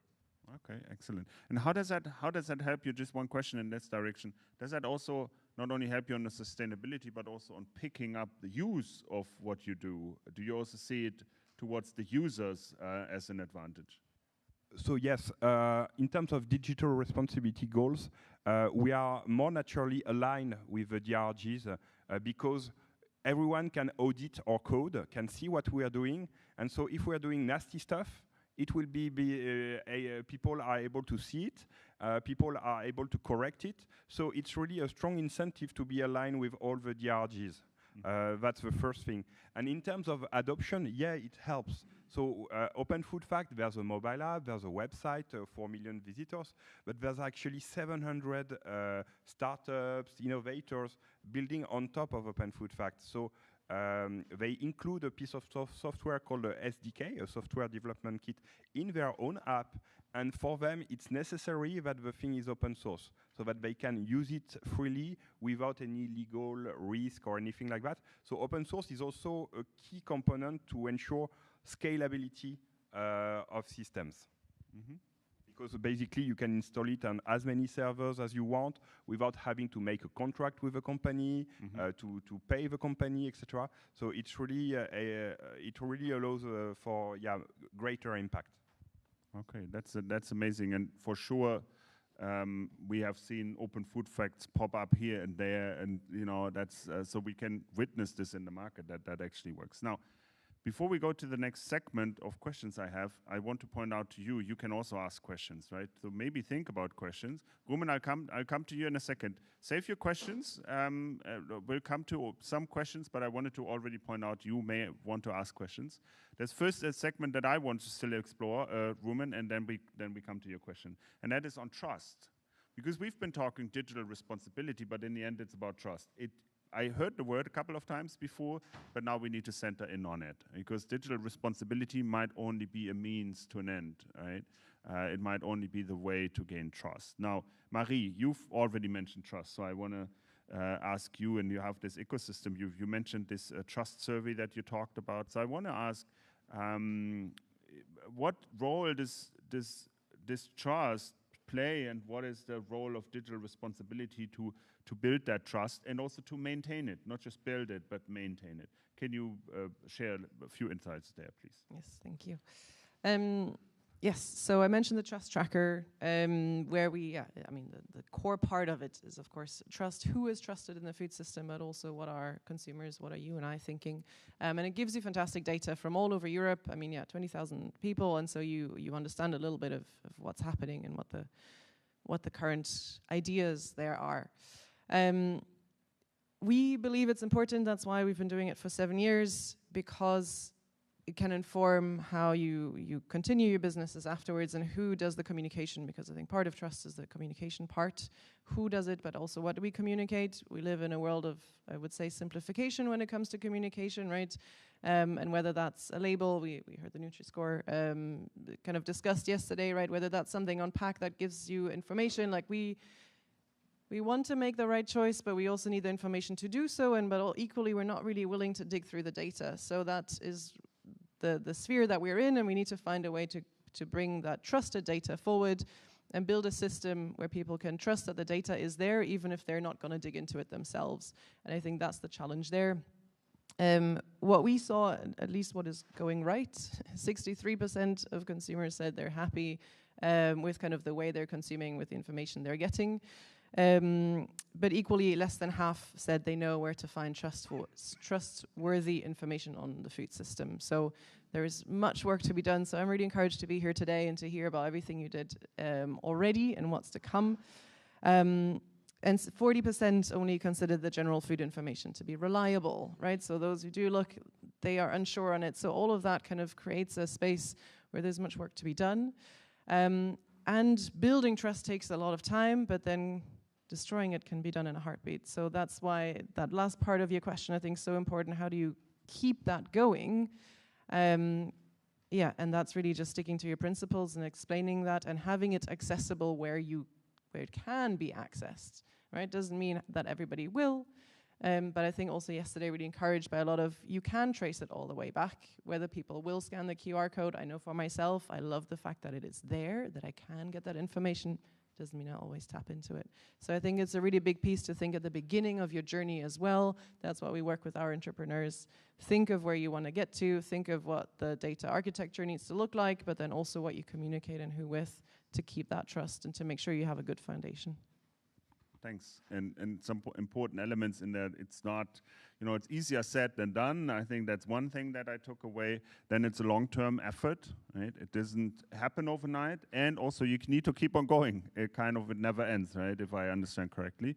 And then you also hinted at there's also an expectation, maybe an unspoken expectation, that there's also some level of accuracy in the data, for example. That immediately brings me to Pierre, because you've just yesterday told us that you now have more than 3 million. Was that the figure? 4 million, okay. More than 4 million products in your database, and they are all crowdsourced. So how on earth, and I really mean this, how on earth do you make sure that the data remains accurate and unbiased as one of the elements of building trust? So how do you do that? Maybe short answer on that one. Okay, so to Mary's point about algorithm and reliability, first, we only show science-based stuff, and the algorithms are open. So for Nutri-Score, anyone can recompute the Nutri-Score, and that's actually what we do. And we also put explanation. So people who are rushed and want to see Nutri-Score, they can only see the logo. And people who want auditability, they can look at the detailed explanation. So one thing. Second thing, for reliability, we have 3 main drivers. First, we ask for a photo, for photographic evidence of all the products we have on Open Food Fact. So, and the packaging, if they lie on the packaging, we can't do much more than that, actually. But so we have photos of the packaging. We have artificial intelligence to basically read the packaging. We have a community which is absolutely amazing, which will patrol the data every day, assisted to this by this artificial intelligence. And finally, we have a producer platform where producers can actually send us their data. And the thing is, we have data, on top of all that, we have data quality control. And I will tell you a secret, there are mistakes in producer data as well. So there might be typos in data inputted by humans, but there are also typos in data inputted by producers. So we have quality controls, and it's really a process of basically building trust, building quality, and it's something that you have to keep doing. Excellent, thanks. So again, focusing in on this, it's a long-term effort, and in a way it never stops. And also good to hear that even the professionals that have a lot of money make mistakes. Huh? So yeah, it's good. It has folks like you who control that. Now, I want to open the room because we already have a bit of a red timer here. That means we still have time for questions. I have so many more questions I wanted to ask, but I can't. But Rumen, maybe we start with you. Giacomo will bring the microphone just here in front, and then we have time for maybe 2 questions from the audience. Thank you very much. I'm not going to put questions, but just to confirm some of the outcomes of the projects. First of all, we started in Nutriwell integrating open food facts data, and we can continue discussing how to extend and scale up this cooperation. And at the same time, we also embedded DataU so we Nutriwell could be considered a 13 project of without funding of the FOODITY. So again, it was described in the proposal, and also we implemented it, and also we are integrating and discussing with Kyle how to use Eurofear. So that's really great synergy, and thank you very much for this opportunity. Yeah. Perfect. The questions we'll talk about EAT food and how to work with this innovation ecosystem. Thank you. I was just wanting to hint that you now need to add EIT food to the mix, and then you have the panel complete, so to say. May I have 30 seconds please. to probably capture a lot of questions that would come my way? We have a startup support program, or several, depending on the stage where you're at. The application window is always beginning of the year, so January, February for sure. EIT Food Entrepreneurship, you will find that. You can apply there. Yeah, go for it. We can only invest in startups that have gone through our programs, so that there is that caveat. But yeah, beginning of the year, January, February, you're going to want to look out for that. Perfect. Any other question? Javier, thanks for joining us. So just to add a bit, I will say this. So now, of course, we have Project Officer Eva, but Javier has been guiding us for quite a long time, and we're very happy that you're back with us, not as the project officer, but you were out of office for quite some time, so it's good to see you. So Thanks a lot. Wanted to ask a question. It's probably more for Pierre and Hans than for Marie, but still, how do you address data minimalization in your activities? Minimalization, the fact that you should minimization? not minimalization. Yeah, the fact that you should not collect more data than needed. So we do data maximization on products. So we want to collect as much data on products as possible, and we don't collect data on users at all. For instance, you don't have to sign up to scan products and barcodes. What we ask for a registration when you edit for those data quality issues, but it's only an email and a pseudonym. So we allow for pseudonyms and an email, and we don't collect any more data. Perhaps in the future we'll try to provide more value, but we try to do that on device while making it a nice user experience. But yeah, the better way is not to collect data at all. Maybe from my side, we have this DataU let's say solution. That is a solution which in fact every developer can put in front of their development, and with that DataU solution, let's say the application becomes GDPR compliant in a broad sense. That means that data minimalization is in principle managed by the citizen. They decide which data to share and which data not to share. So it is not us who does the minimalization, but it's the citizen who does that. So that's how we can organize that. It is to the application developer whether they want to go on with that citizen and to give, let's say, to give service if they don't answer the questions which are, let's say, needed to run the application. But in principle, the end user, the citizen, is the one who manages it. Perfect. Thanks a lot. We're running out of time. There's one last question I need to ask. And you notice we didn't center in on artificial intelligence. Still, here's a prompt to all of you. And it goes like this. I want to know, what's the one secret ingredient you have for building digital responsibility and trust? And it needs to be super short. I'm starting with Hans. Don't forget about the people. Good one. Thanks. Marie. I was going to say be aware of the consumer-facing information, the communication that you use. Yeah. Thanks.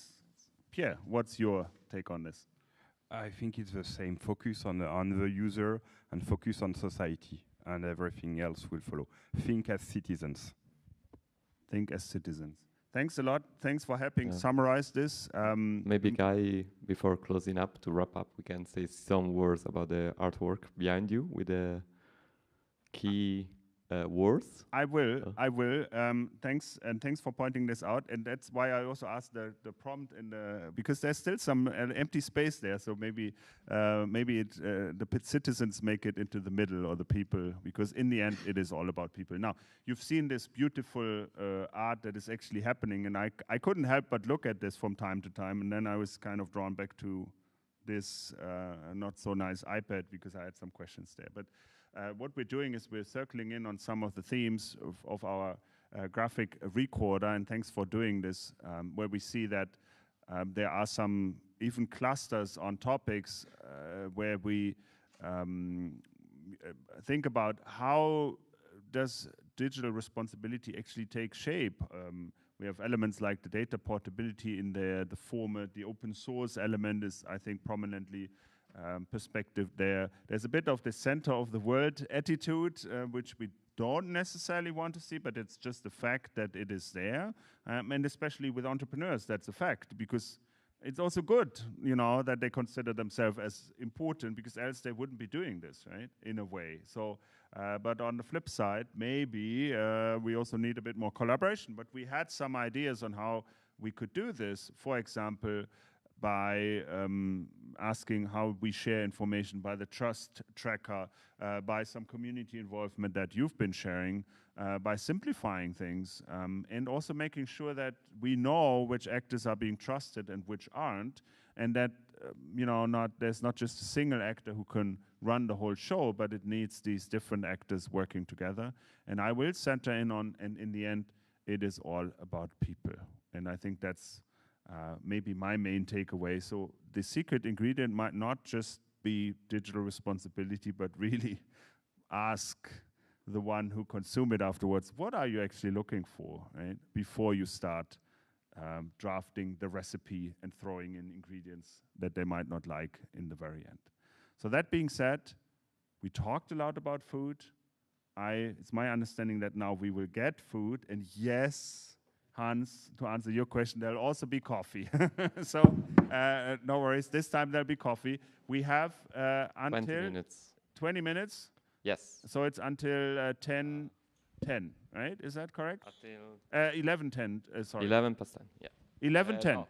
Yeah. Okay, perfect. Then enjoy the break, get some food, get some coffee. And yes, you might want to applaud. Thanks.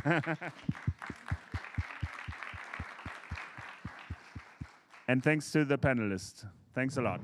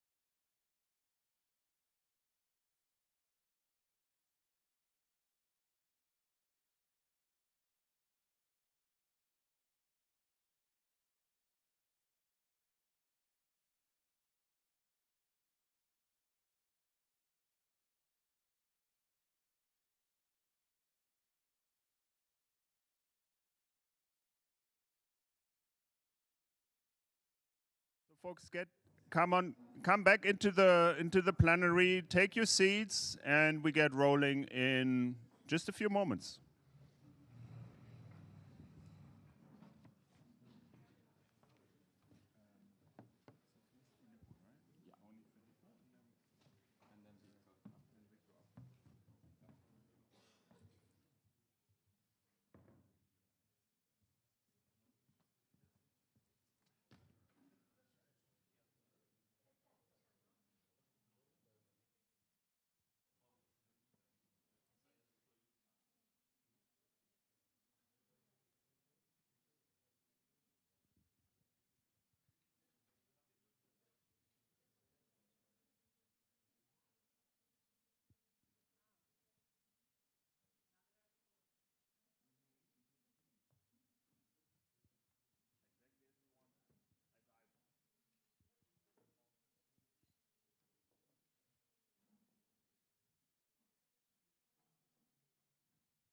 Okay, now let's continue with our program and with the conference, which will be centering in a little bit on the roadmap that we've sketched in DRG4Food and also on the scenarios that we've drafted. So this is now called, now that we established what the secret ingredient is, now we're cooking it all up. So it prepared to get heated.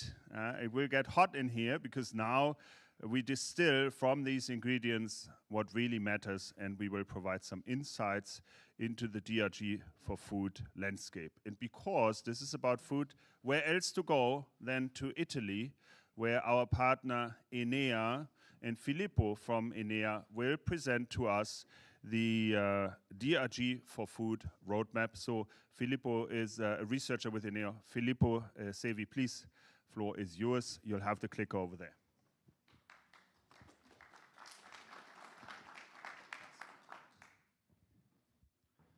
Thank you. Good morning, everyone. I'm Filippo Savi from Enea, and today I'll present the DRG4Food Digital Responsibility Roadmap and Policy Briefing.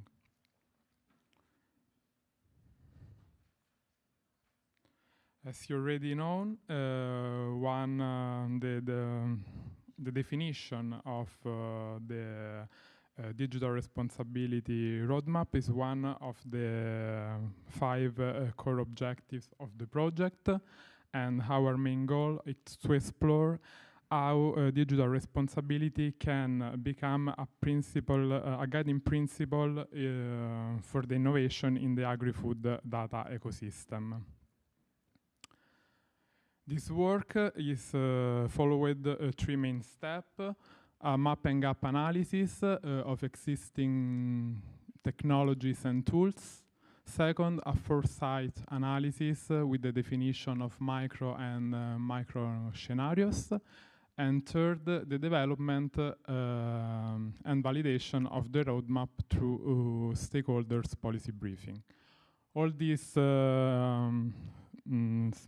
these steps provide a current process from analysis to action. And now let's start with the map and gap analysis. The map and gap analysis was conducted jointly by the DRG4Food partners to analyze the current state of art in food and nutrition. And this work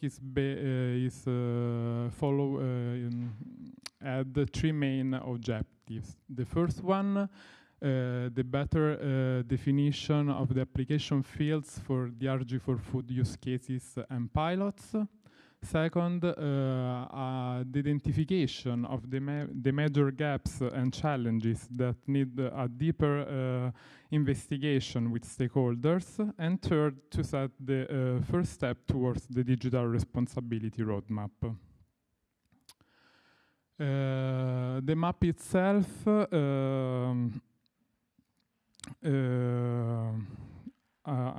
analyze a wide set of existing resources, from data sources and application to conceptual framework and guidelines. The analysis was mainly DAX-based with the involvement of computer scientists and food researchers. And the results were then integrated into the project toolbox as a living repository that continue to grow over time. The analysis also looked to the privacy and trust by design principle, enhancing the highlighting the importance of privacy-enhancing technologies. This framework was then used for the 3 use cases: food tracking, targeted nutrition, and consumers' food choices. And across these, we found common challenges, such as interoperability gaps,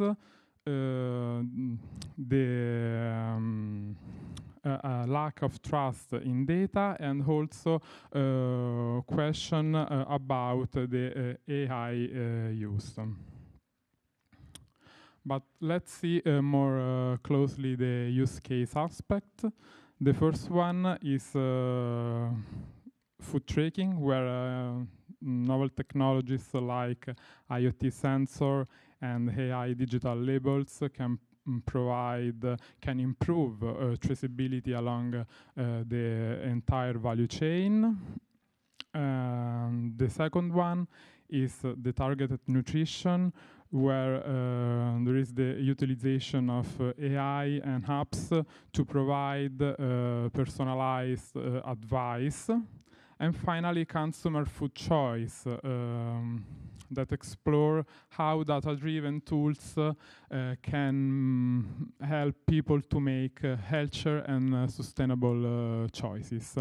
All these 3 use cases reveal common challenges, for example, the needs for transparency, standards, and responsible data governance across the food value chain. Now move into a forward-looking phase, the scenario analysis. The scenario analysis followed a foresight approach. We organized 5 workshops with 138 participants across Europe, from academia, industry, and privacy policy sector. And we then developed both micro scenarios and macro and macro scenarios. And in this way, we are able to identify gaps and opportunities, and at the same time align our findings with the EU data strategy. This process provides an evidence base that allows us to prioritize actions and define recommendations for digital responsibility roadmap.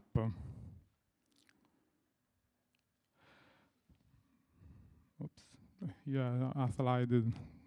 All this analysis and converge into the roadmap analysis. The roadmap is structured around 2 key strategic areas.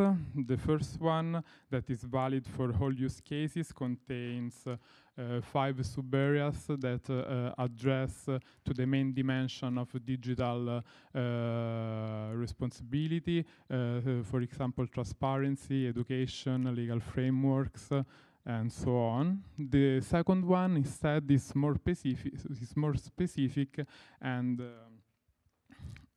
focuses on food traceability. Each area and sub-areas are connected to a targeted action that together create a framework for digital innovation. Let's see more. Let's have a look at the first set of strategic approaches. Here I show only the highest priority action proposed for for each sub-areas. The roadmap prioritize building transparency and trust in data usage through a better communication, awareness, and tools that help citizens to manage their own data. Also, enhancing education is crucial, especially integrating food and digital literacy into schools and community programs. And other pillars are the establishment of adaptive and robust legal frameworks, creating market-driven incentives, and also promote collaboration and accountability. For the second strategic area, focuses on strengthening food traceability. The main action aim to promote open, low-cost, user-friendly technologies accessible for small-scale actors, and also to prevent data monopolization. So the roadmap provides four strategic priorities: transparency, trust, and education, legal and market enablers, collaboration and accountability, and finally food traceability and access. These are the key aspects for ensuring that digitalization could serve people, planet, and innovation. In the policy briefing phase, we aim to validate the roadmap with stakeholders. So to validate the roadmap, 3 in-person policy briefings were organized, one at Imagit workshop in Rome, and then Imeco Foods and EM Food General Assembly in Ljubljana. In each session included a short presentation of the DRG4FOOD project and its roadmap, followed by an interactive slideshow and an open discussion with participants. And these events gathered both qualitative and quantitative feedback from researchers, policymakers, and metrology experts on policy priorities and challenges for a responsible food data ecosystem. In this slide, we highlight the messages that clearly emerged in these briefings, with in particular the definition of common priorities. Then participants pointed the major policy challenges and the need of policy support. And interesting, a connection was made between metrology and data reliability, highlighting a critical role of data accuracy and comparability. And finally, of course, collaboration. In this slide, we can see the perspective of agri-food operators. It clearly emerged that digital transition is no longer an option, but it's a non-procrastinating process to maintain the global leadership of the Europe, and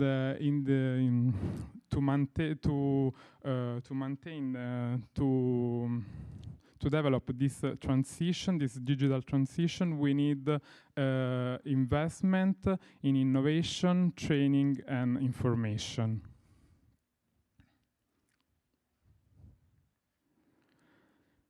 To conclude, the vision of our work is clear: a transparent, inclusive, and digitally responsible food system for Europe. The roadmap defines the path forward, one that aligns with the digital responsibility goals and promotes a multi-stakeholder and human-centered approach. and builds fairness, transparency, and accountability into digital transformation. This calls for long-term policy commitment and investments, stronger bridges between policymakers and citizens, and empower citizens as active actors in the digital food innovation. Here, some question to hear your voice for a digital responsible future.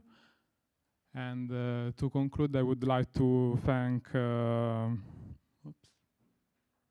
Enea team, in particular Claudia Zoani, and also the other collaborators, the other colleagues from EUFIC and Premotech, and thank you for the attention.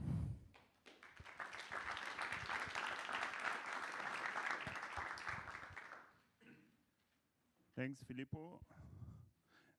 So you just asked a question with the Slido, right? Are you expecting some feedback from the audience on this one? So yeah, I don't know if maybe we show this for just a second. We're a bit short on time, and Giacomo is already giving me the look. That means you're now invited. Maybe we can discuss later. Make your voices heard, and we'll capture them later if that's all right, Filippo. Thank you so much. Perfect. Thanks a lot, Filippo. Another round of applause for Filippo. From Enea in Bella Italia. And we go to another secret, can I say this? Hidden champion of good cuisine. And that is a combination of Switzerland, yes, Switzerland, and Poland. Huh? So we mix it all up. We cook it all up, actually. And I will ask Victor Capella, who is with Premotech, on stage to show to us what this application of the roadmap looks like in a concrete example, which is the interview tool. There you go. Thanks. Floor is yours. Hello, I am Victor Capella, and I will be presenting an application that we were developing as a part of this project, which brings together scientists and consumers, allowing scientists to perform dietary research and, yeah, pretty much dietary research. Okay, to start off, it's about food case interview, and we made this in collaboration with Enea as also, so that's something to keep in mind. Without further ado, I will try to keep myself short because I know that we are low on time. So our motivation starts with what is a 24-hour recall, why are the scientists doing that, and why is it important? So 24-hour recall is just a dietary assessment method where we ask participants to remember what they were eating in the last 24 hours. It is used mainly to analyze overall dietary intake, understand the eating patterns of populations, and evaluate dietary changes in studies. Okay, so the core methodological, framework is that we use the cognitive approach. This is the approach that was researched and published by the Globo Diet, which is kind of our predecessor. Unfortunately, the original application is no longer developed, so we had to step in and kind of solve its shortcomings. So this is a stepwise interview method designed to support memory retrieval during dietary recalls. Kind of hard description, but in essence, it's just that designed that that we minimize as much as possible the amount of forgotten things by the consumer. So the first part is the quick list that we ask someone to explain in very lay language, not in some system or specific language, what he has eaten previous day. The second part of that is that we ask it in structured and chronological order, so that we order all the foods that he eaten by the standardized common food consumption occasion, which is breakfast, lunch, dinner, and so on and so forth. And the third part is probing questions. Probing questions aim to minimize underreporting of very common eaten foods. So one part are the country-specific probes. So for example, in some countries you always drink tea or coffee with your meal, and so on and so forth. And the other part are the probing questions that happen during the description and quantification process. So for example, you say that you drank coffee, so we will ask, okay, was this coffee with milk, with sugar, and so on and so forth. I think one slide here broke, but that's fine. We give you a short insight into the second actually version of the application. We developed the first version as part of the project, but as it was mentioned here yesterday several times, it's very important that these projects do not end with the basically projects do not end with the project, so with the DRG4FOOD. We want to keep extending it, helping it to make it better, so that it's easier for scientists to perform such research, right? So we start with the pre-questions. The pre-questions are basically any additional questions that the interviewer needs to ask the people that he is researching. So those can be personal questions, like something like age, gender, and so on. Of course, here there's GDPR issues and so on, but not all studies can be done completely on the safe side, let's call it. And the other questions are the per interview questions. So for example, we ask, did you have any specific diet on that day? Was it some special occasion for you, for example, your birthday or something? Because of course, during that occasions, you will eat something somehow different, right? The first part that you go into, and the first step is this quick list. So as you can see, you can define your meals that you ate, and then very quickly and text-based. So we try to keep this process very, very simple, that pretty much anyone can do it. One of the motivations for us was actually that we need to somehow help this process, because it's quite costly process if, as before it was done, the interviewer was going to people and like doing the interview live and so on, and he was collecting all the data. This was very, first of all, costly, not time efficient, and it was not that scalable for larger populations. So this was one of our goals, that, okay, we try to give the interviewee, so the person that we are checking, we try to give him as much as possibilities as we can, that he can fill the data himself. So this is one of the ideas, that, okay, you have very simple interface that you can just write down what you ate, and that should work. Again, this is aimed at the very general memory, so you just can type in pretty much whatever you want, and then in the later process we refine the data and ask about the details.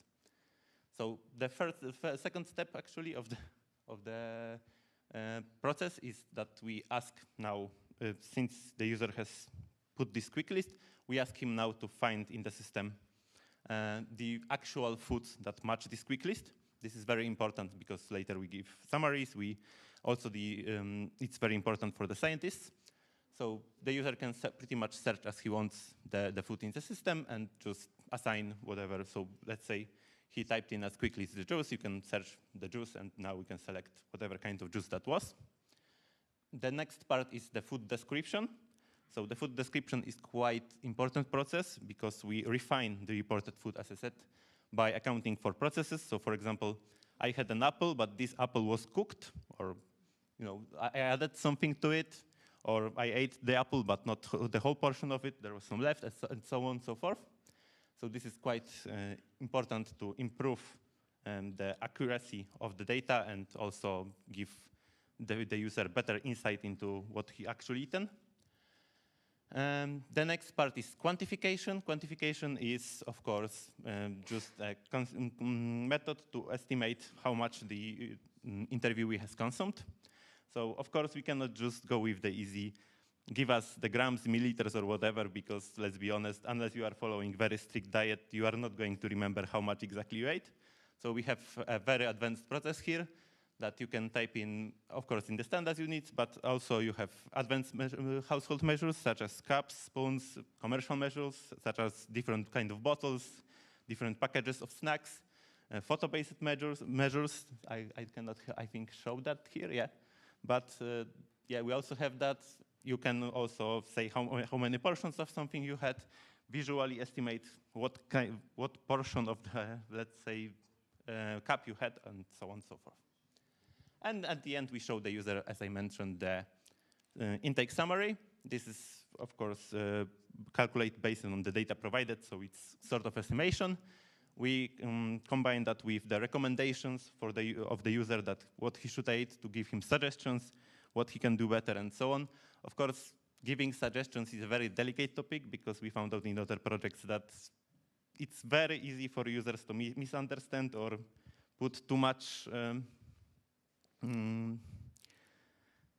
I'm missing a word here, sorry. Put too much thought into something that is not really that important, but it will show up in the data. Okay, and then of course we have some additional features that send us out from other. So the access control, the email notification, time control, user-friendly visualizations, and so on, so on. Okay, and the last part is about how we implemented the DRGs. So I tried to combine them a little bit because some of them are very overlapping and so on. So the digital literacy we addressed by having user-friendly and user-guiding interface. As you saw, we try to guide the user as much as possible so that it's as simple as we think can be, and by built-in accessibility support for all the disabled users that we can have. The 2, 3, 4, and 7, I will not mention the names to keep it short. We address by having multiple level access control. So we have role, study, time-based control that some people can only answer at certain times because that's important for the studies. We anonymize all the data to protect the identity. So there's the GDPR. We have the ability for the user to, at any time, to remove all of his data. Of course, these 2 points have a little star with them because, as I mentioned, some studies might require that we do not anonymize everything, or we need to leave some small parts. But that we assume that is something that the scientist leading the study has to deal with. Also, the ability to remove the data is also a little bit of a star because sometimes we cannot allow to remove the data that was already submitted. It's hard to say. It's very depending on the study. And the last point is, of course, human-centered and ethical approaches that we address. Point 7, we try to guide the user as much as possible. We try to tell him exactly what he needs to do and how his data will be processed. Yeah, and make sure that there are no biases and so on. And the 5.5 and 6, which is trustworthy algorithm and transparency. Yeah, we provide the source code to all the experts that are using our applications. And again, we are doing extensive explanation on how the data is processed for both the interviewers and interviewees. Okay, and that will be all. Thank you for your attention.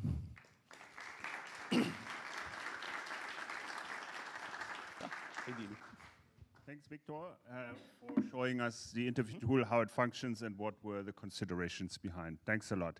Now, we're a bit short on time, so we don't have time for questions now. There's also a reason, because now we want to stage the panel, and some of the panelists, unfortunately, because they are so deep into the food system, also make use of the time that they have here in Brussels to speak to others. So thanks, Victor. One more round of applause. And I will now call on stage the moderator of next panel, that's Alessandra Bagnato.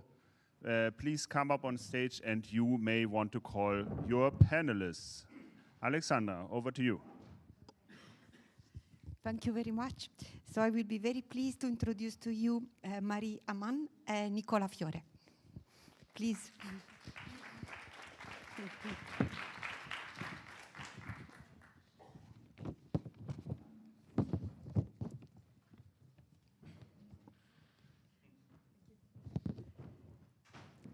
So welcome you both. Welcome Maria and welcome Nicola. We have a little constraint, so Maria may need to leave a bit early. Don't worry, Maria, because we are here for sustainable things, etc. So the train doesn't wait for us, and we should cope with that. So thank you very much to have joined this panel, and to be here today with this incredible event where we had so many things discussed, such a really nice final event where all the final results of these 2 projects, and especially for DRG4Food, for our panel, the roadmap and the policy and everything that was said before. So I would like to ask you, Nicola first and then Maria, to introduce yourself to the team and to tell us a bit more about you. Thank you.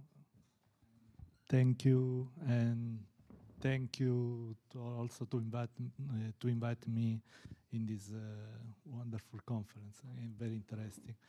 I'm Nicola Fiore. I'm a software architect in the EGI Foundation, and I'm also the ICT coordinator of the IOSC Beyond project. The IOSC Beyond project have the goal to design the future of the European Open Science Cloud. So we are working to move from a central platform to a federation of nodes. A node is a regional, national, or a thematic node. So we are working in a cross-domain environment, going from climate science, biology, to health, but also to food. We have the Metro Food RI in our consortium.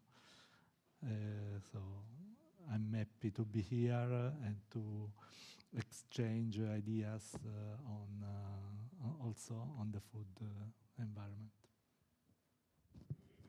Please. Yeah, thank you so much as well for inviting myself here. Super pleased to be here. My name is Marie. My background is in food management and agricultural and food economics with a specialization on innovation and entrepreneurship.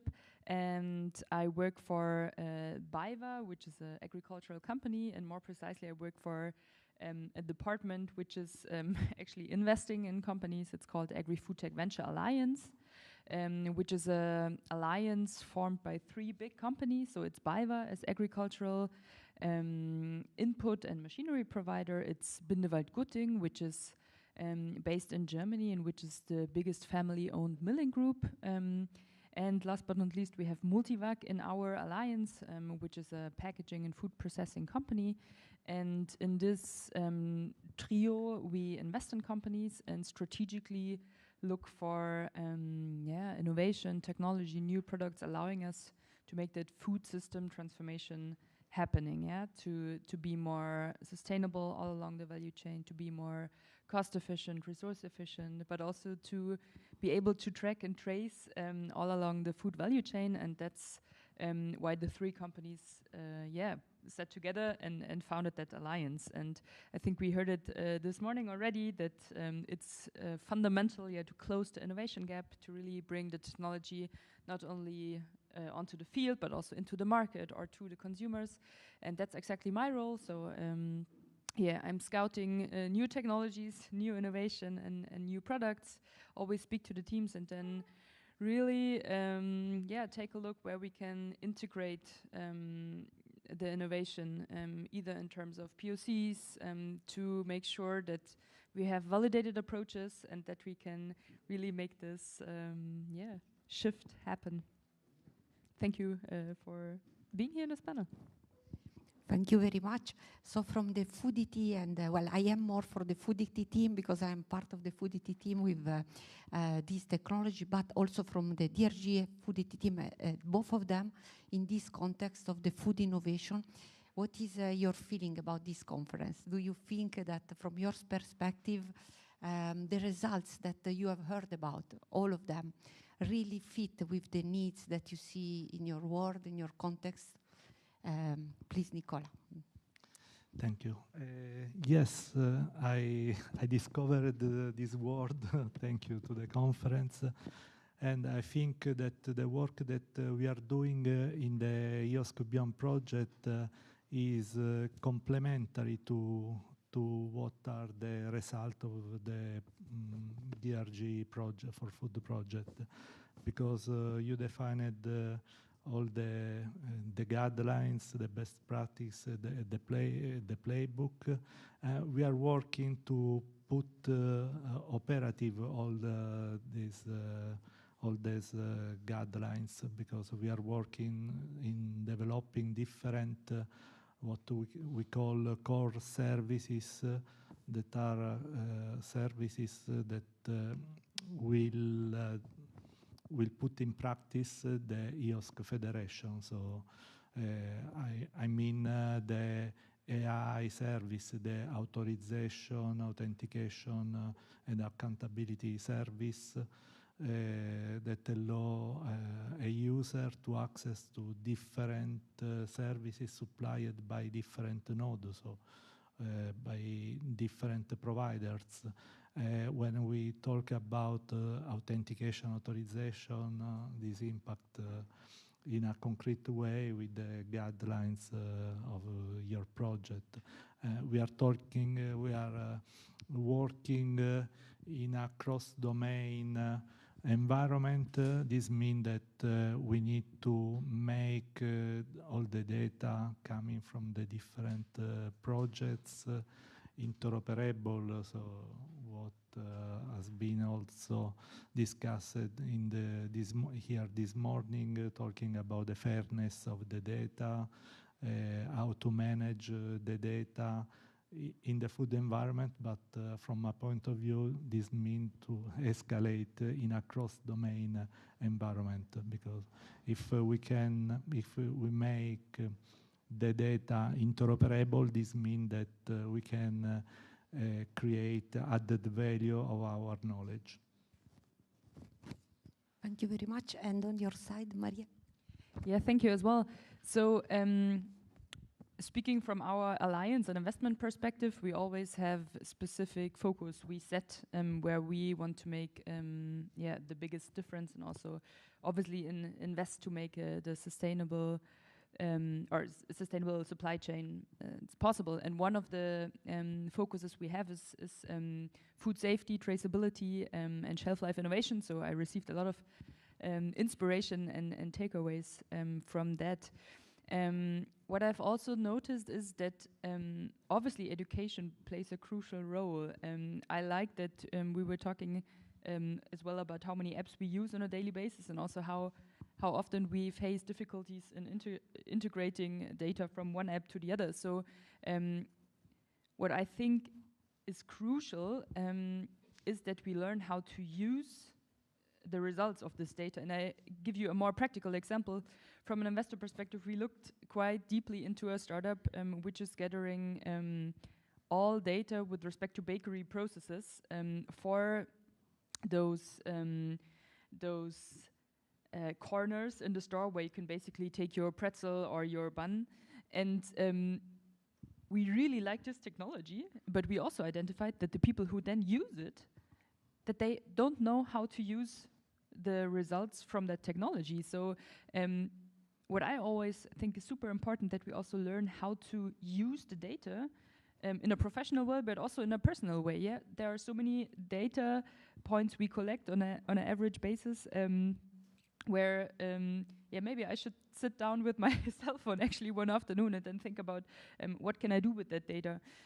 So education plays, from my point of view, a crucial role, and I'm super thankful for also all the results you shared, and looking forward to bring that more into the public.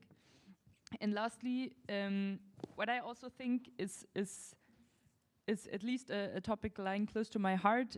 We know that speaking now from an agricultural lens, only 12% of European farmers are below 40. Yeah, so and this target group has a very different access and also usability of data and technology on an everyday basis compared to maybe the older generation, to say it as it is. And I think it's also crucial that we focus on how to empower and enable this generation, and make sure that, combined with education and with bringing innovation into the market, how can we make this triangle and this shift happening? And I think there's a lot of potential in that fields, and super happy to be part of that, and to also be here in this round of inspiring personality thinking along. Thank you very much. So I think our generation as a whole has really, a digital responsibility, because we are there from a bit more, and the younger generation are arriving.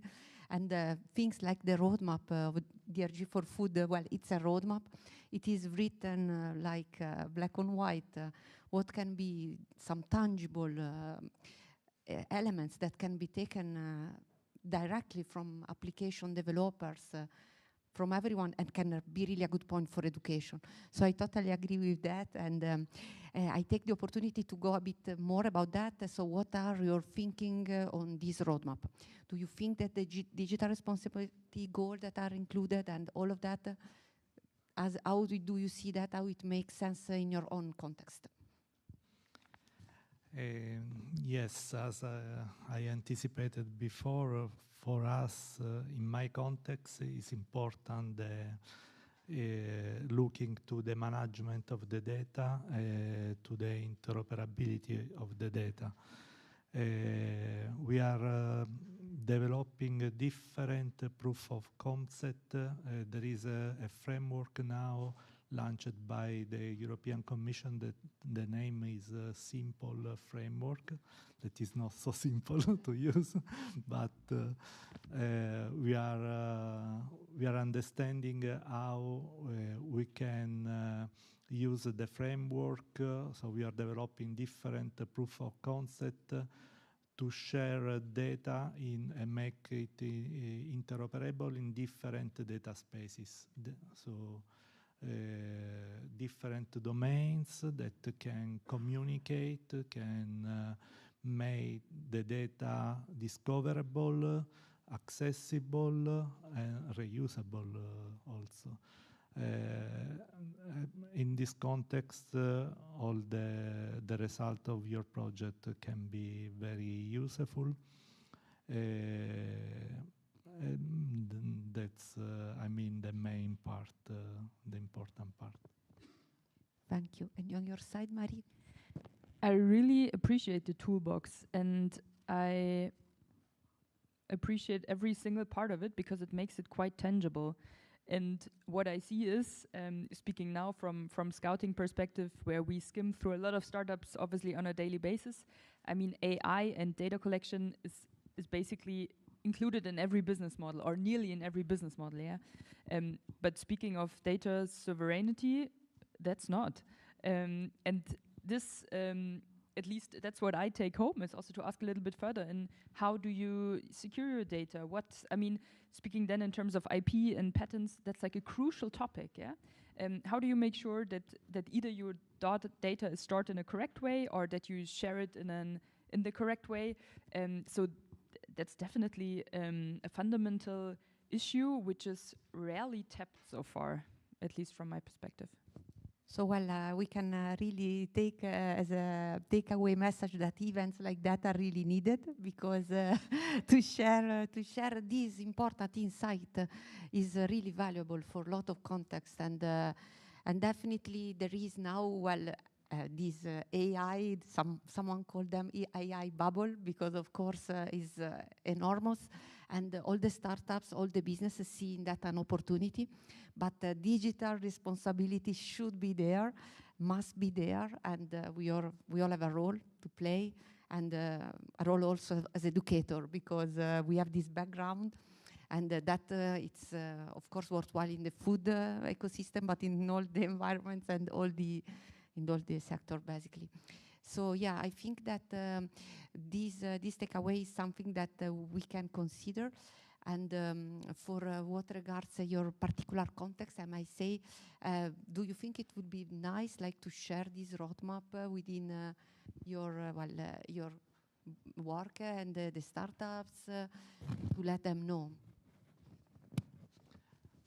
Yes, I think that responsibility and openness must evolve together, also in a federated environment like the European Open Science Cloud One.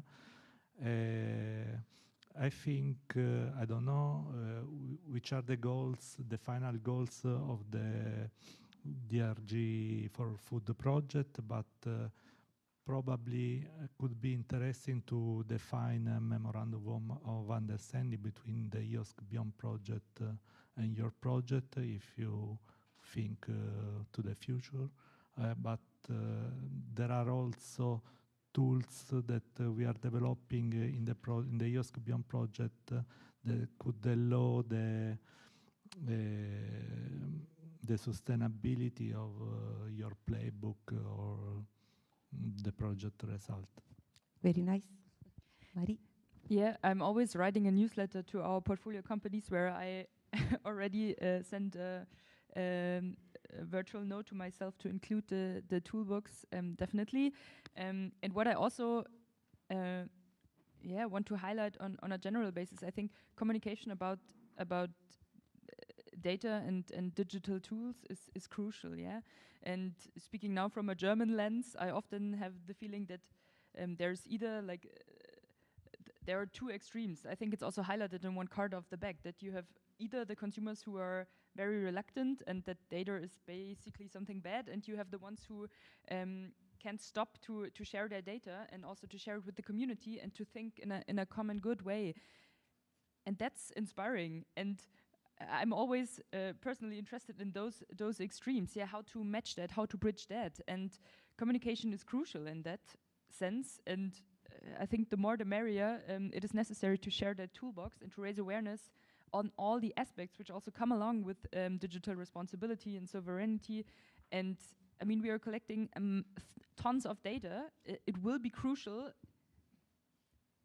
Anyhow, or like speaking in terms of data architecture, data communication, that we somehow find a way to this amount of data. So for me, it's clear that we should be way louder about the topic. Yeah, we have heard that actually somehow there are the owner of our data that know more about us than ourselves.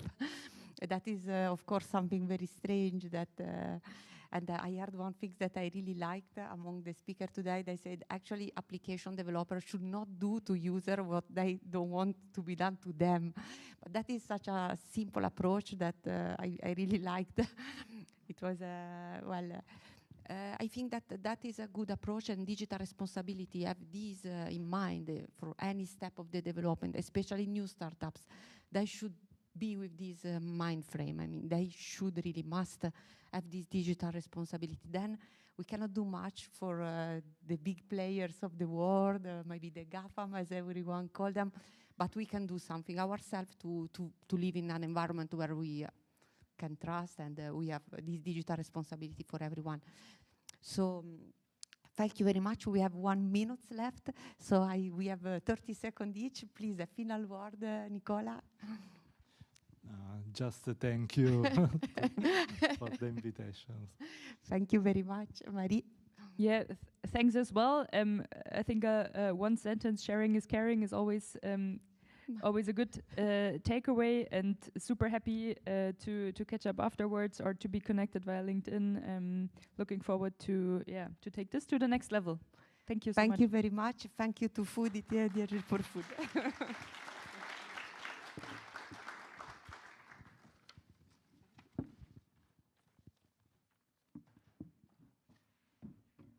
I think there's still time to take a picture, is there? Because we did this with the previous panel. I think we should do with this beautiful panel as well. So whoever has the camera ready at hand, maybe Milica, you pick up you wanted to get ready to take a picture, right? Do you have your phone there with you and can take a quick picture? Or else Andrea should be somewhere in the room, but okay. She's there she is.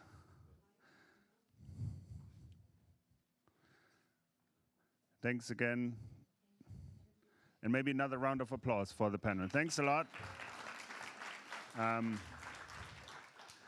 yes, hinting at the connections that you want to establish, of course, I can already tell you that, yes, we will do this. And it's also good to see some feedback from the economy, so to say, from economic actors saying, like, this is useful, this is useful for other ventures. So that's what we were looking for. Now, we come to the almost final session, and I'm saying this on purpose, the almost final session, which activates you just a little bit. So we now want to open the stage to the whole room, and we have an interactive session that is centering around citizen engagement and smart food solutions. This is an experiment, so bear with us, but we all know that you are open-minded. So maybe immerse, play part in it, and Raquel and Andrea will tell you all about it. So this will be the interactive session on citizen engagement and smart food solutions.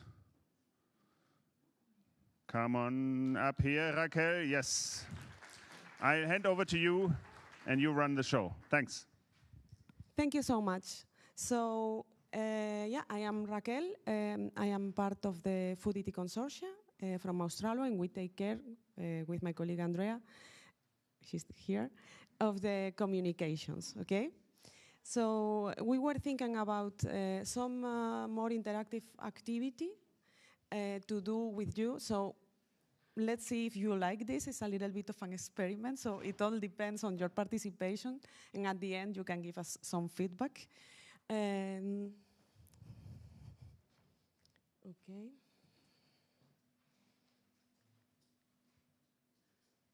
Is it here?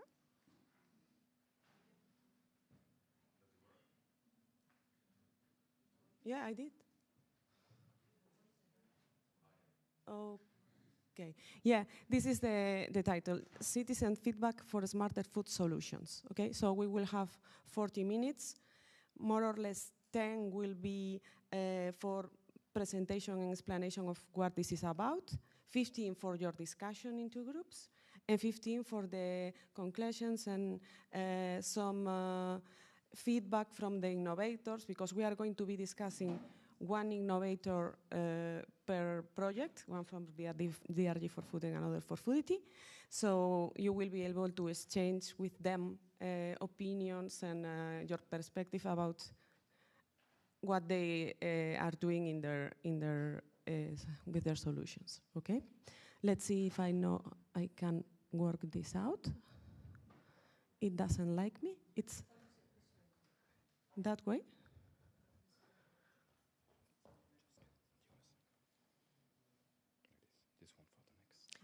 The other way, okay. It doesn't like me. Now, okay. So here you have like 40 minutes. This methodology is based on the IFAD methodology, like immediate feedback assessment technique. It's very used in universities and so to get quick feedback from a large group of people. You will see now the presentations from Reduce, from FOODITY. They are there in the back waiting. And from Jeannie from DRG4FOOD. Then we will divide you per groups. You see that you have in your card a symbol. It's either a star, a triangle, a square, or a circle. So I will ask people to go to each side of the room depending on the symbols, okay? And then that group will divide into 2. So we will be 8 teams. Then we will give you one scratch card. There will be 2 types of scratch cards. One for Genie and one for Reduce. So not all of you will get the same one. You can see them here, okay? And this doesn't stop. It's my day. It's perfect. It's wonderful.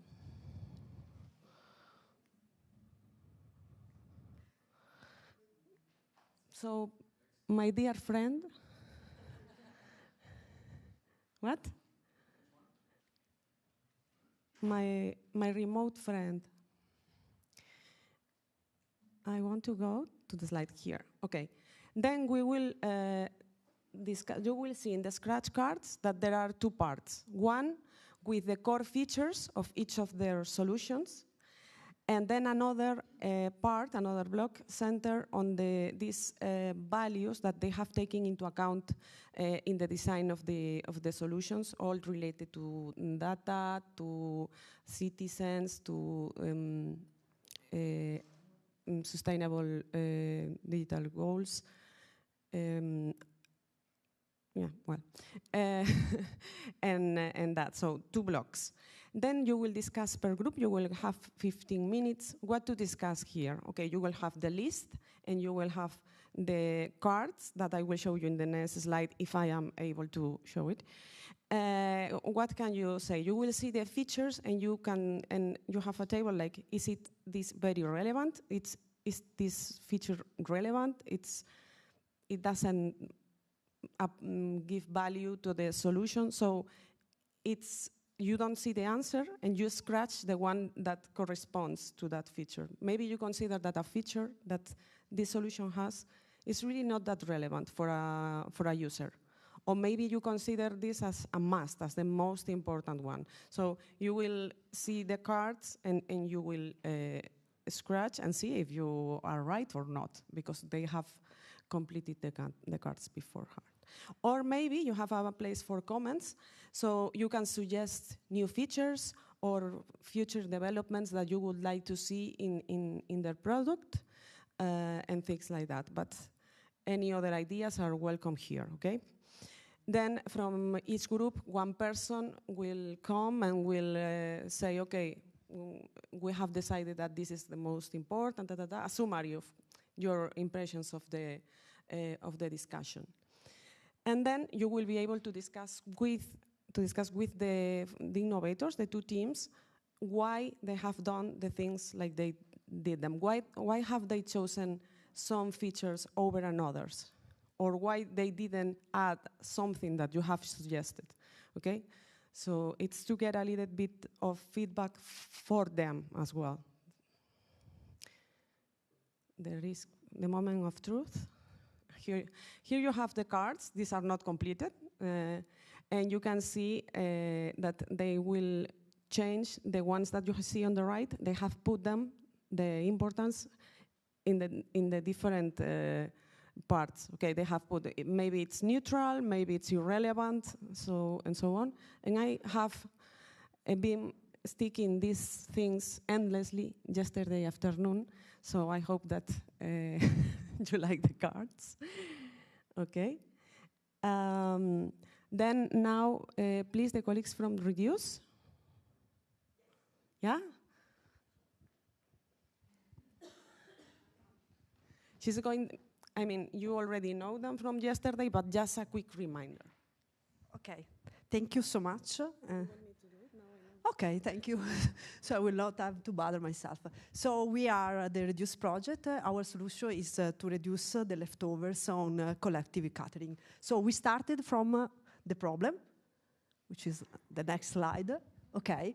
Our challenge is that one of our 2 trays in the canteen contains leftovers, and mostly of them are unknown in the sense that we know the leftovers, which are on the plates, but we don't know the real cause, the root causes behind them. So our solution was to involve both the catering companies and the consumers to find the real root cause behind them.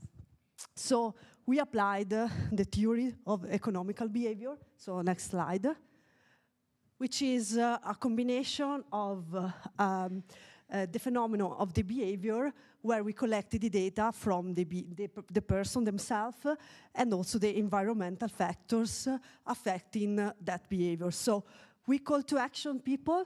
You just see some communication materials spread all over the canteens, and automatically we also collected the data from the operation of the canteens. So what we have done, next slide, was to apply the computer vision on the Convelt Bay, where we could, of course, collect the data from the actual food waste, but we correlate them with this ticket, and we could link the feedback of the user with the real reason and the amount of wastage on the trays. And what we have developed, next slide, this one is the dashboard that we have developed for the catering companies. And you can also see from this QR code the demo. So I invite you to scan the demo. And these are the actual data that we collected from users. On the other side, but you will see on the demo, you will see the user web app where all the data shared by the users are stored there, with also the quantity of the most liked plates, the dishes that have the most leftover on them, and also with the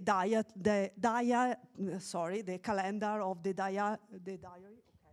What they have taken or during the previous week as a way also for them to remember what they really have taken, because, and that's the last thing that I'm saying, from a behavioral economic point of view, people are doing action, but they usually do not remember everything because we do a lot of things, and we remember only the happiest or the bad, the worst situation.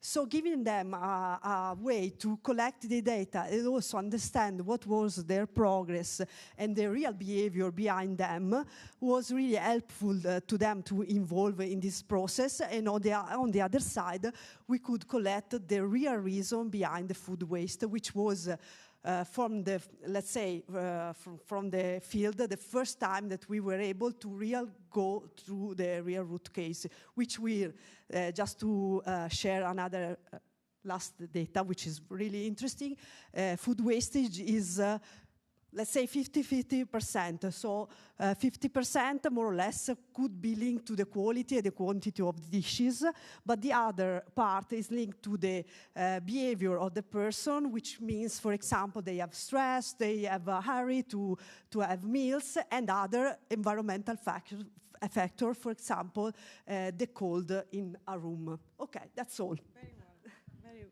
Very good. Thank you so much. Now the Genie team. Here she comes. Okay. Okay, hello. As a quick recap from yesterday, Genie integrates genetic, microbiota, and also biochemical data, such as blood tests, for example, and to personalized diets and recommendations in a grocery recommendation system. Okay, click. Okay, one more slide. Okay, so the problem is we think that consumers want a clear and tailored and personal guidance so they can use, but we check that there are many recommendation systems or platforms or apps, but with generic advice and keeping health data safe, limit the impact. That's why we created Genie. Next slide, please.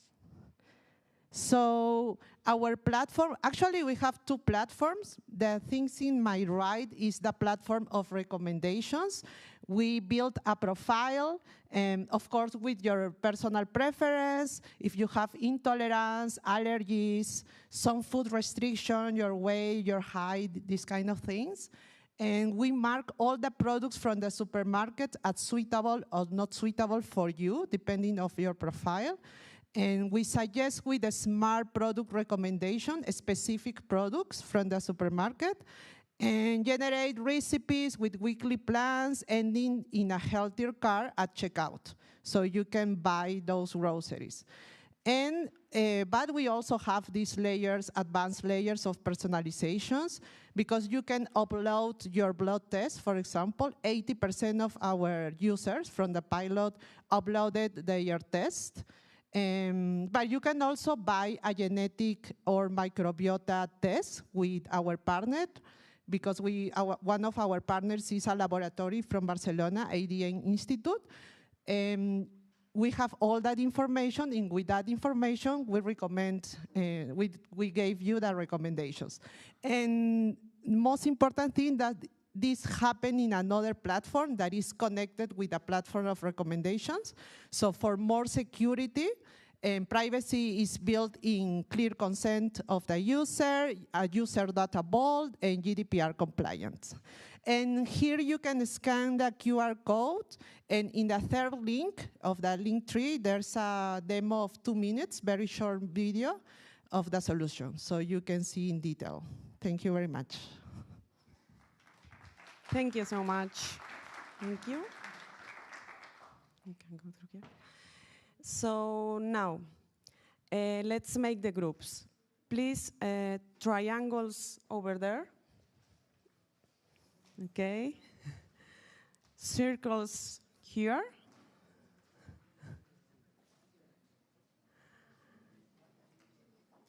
Okay.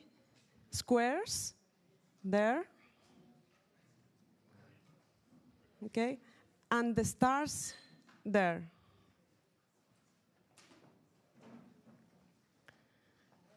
Okay, let's see. How many are you per group? Let's go, let's go. Come on. So you are only 3 circles. Oh my God. Okay. You could divide into 2 groups. Yeah, Ginny, sorry, reduce, get out of there. You're not part of the group.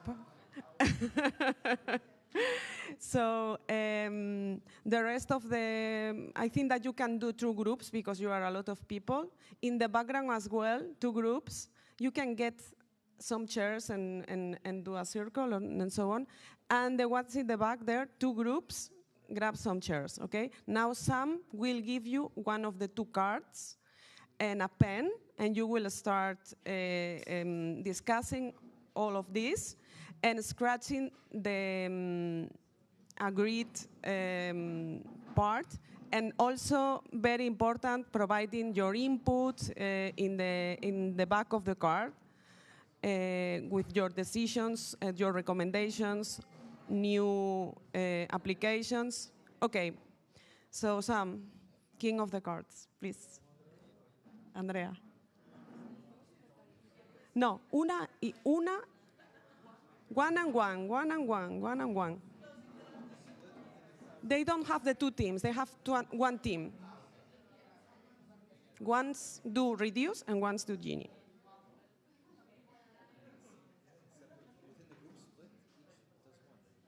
They are split, so to half of them you give reduce, yes. So they are not one group, one the other, one the other. One. Okay, so they don't participate? No. So this divide into 2. Avoid your friends. Split down the middle. Split on the middle. Please, so you 4, for example, you can have this card.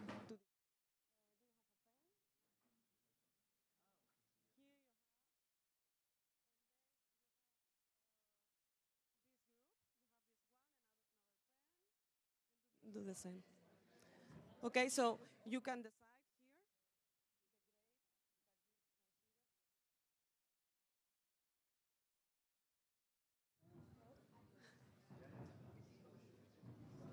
So you only have 15 minutes, so please.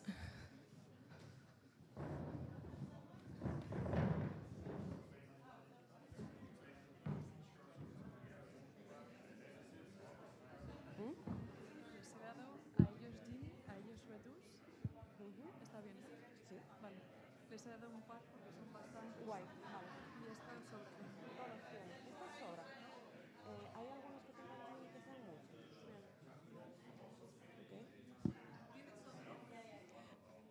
Okay. Luego os doy porque ayer se me acabaron los stickers. Ok. Busqué por todo Bruselas. Solo se internet. Pero después tengo como unas cuantas sin los stickers, pero cubiertas. Sí, está bien. Y os daré unas cuantas copias y tal. Y podemos luego pedirles que os den las que están en scratch. Ya, sí, eso sería genial. Lo que podemos hacer es llevárnoslas y pasarnos el escaneo. Ya, ok. En total se van a jugar. Esta sobra. No Vale. sé que la quieran. Ah, bueno. Sí, bueno, genial. Gracias. Tenemos que decir alguna, some clarification or something. No, esto os parece que bien. Esos que son un montón. Okay. ¿It's okay? Allí está la office. Aquí está Hans.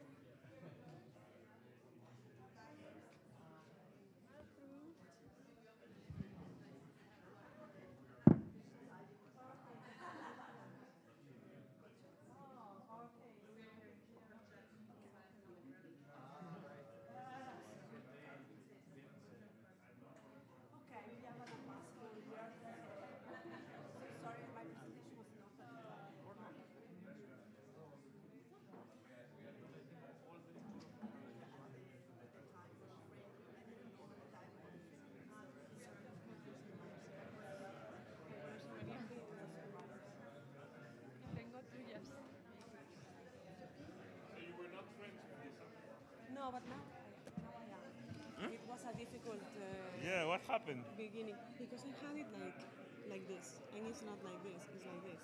Yeah. So, like beginners. Beginners. Yeah, Nice. because it's the first time that I do this thing.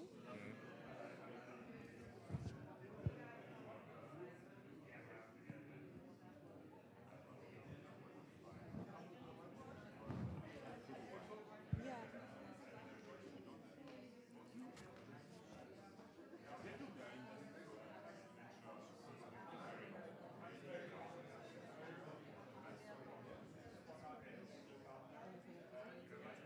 No?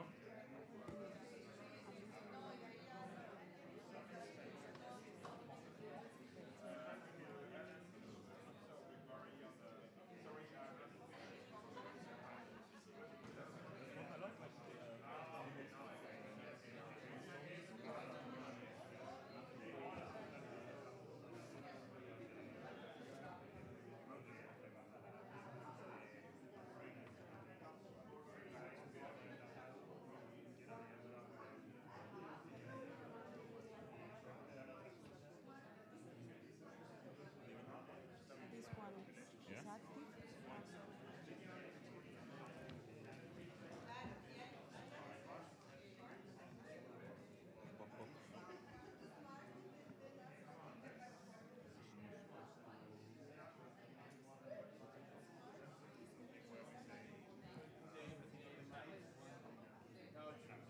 They might want to get some ingredients in each market. Sorry. We are going to need now several mics to work. This is active. Yeah. This is working, but the other ones are active? My colleague is coming. Sorry. A couple more that are active. Yeah, he's coming back.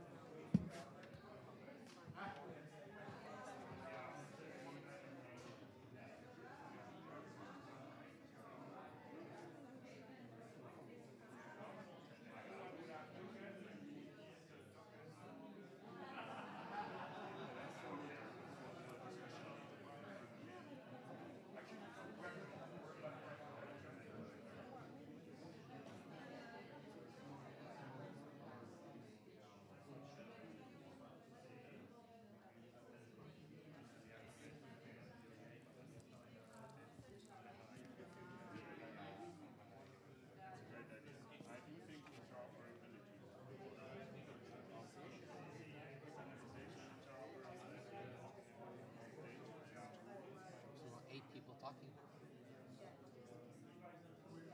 30 seconds.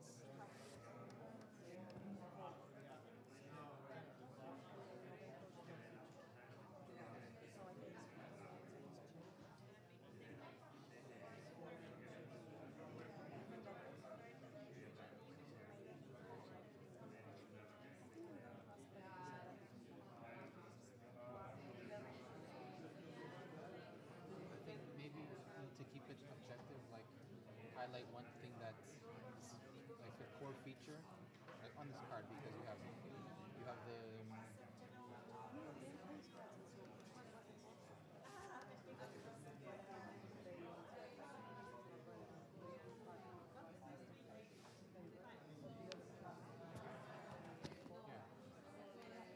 I was just thinking of it because you have not useful and useful, right? So they say pick one that was super useful for them and one they don't think is not very useful. It's like feedback for them, and then on the other side, the same thing. So each person says 4 things and any like key observation, like 1 minute.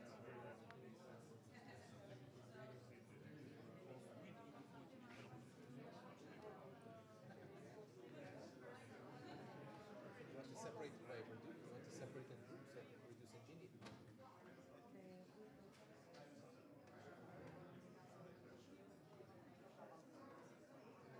But you want to separate them.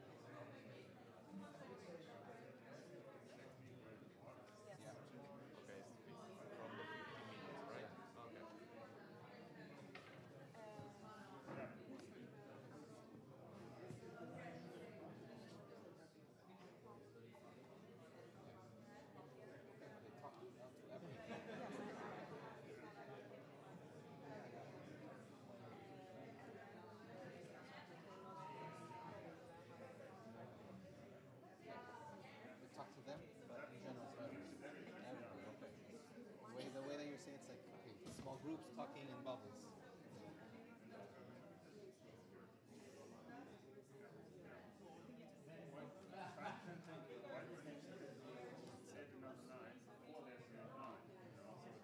Automatically, like I fill in the line and it provides the next image. There's more here. I really need to click for it. And if I don't fill it, it will be but that's not working.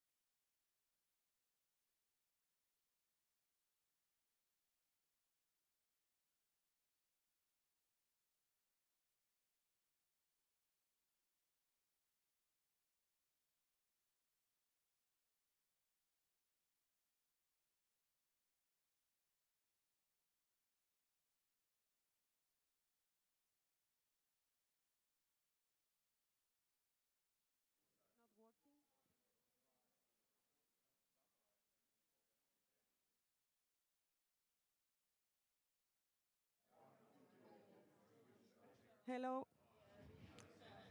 Hello. Everybody, you have 3 minutes left. 3 minutes.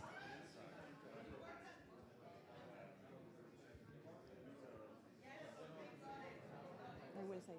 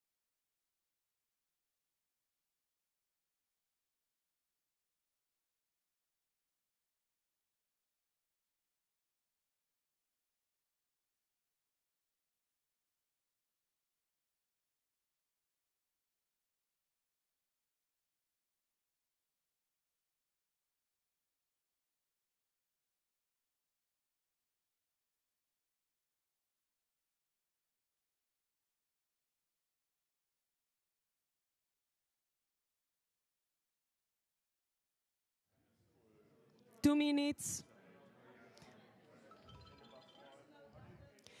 Please, everyone, 2 minutes. You need to choose a representative to talk on behalf of the group. Vete diciéndoles, oye, uno de vosotros tiene que ir allí.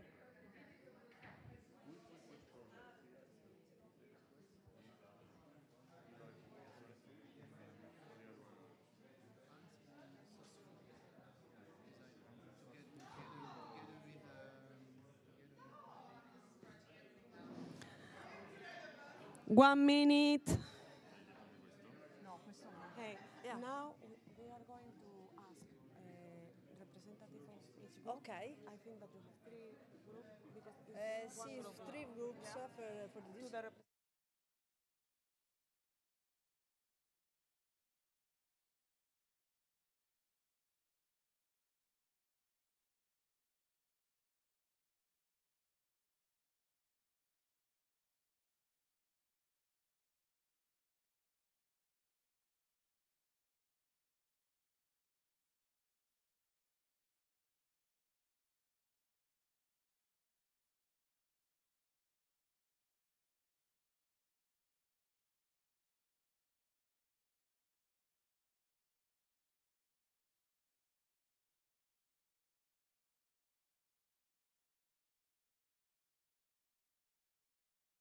So, everyone, time's up.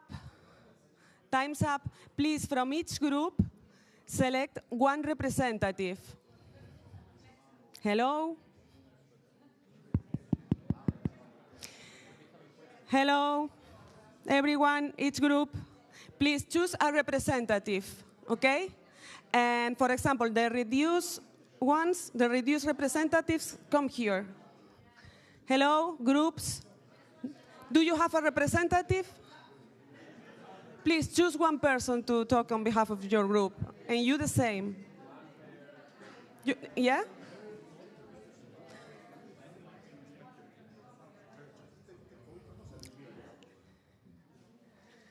Okay. Yeah, so let's wait for... Who is missing?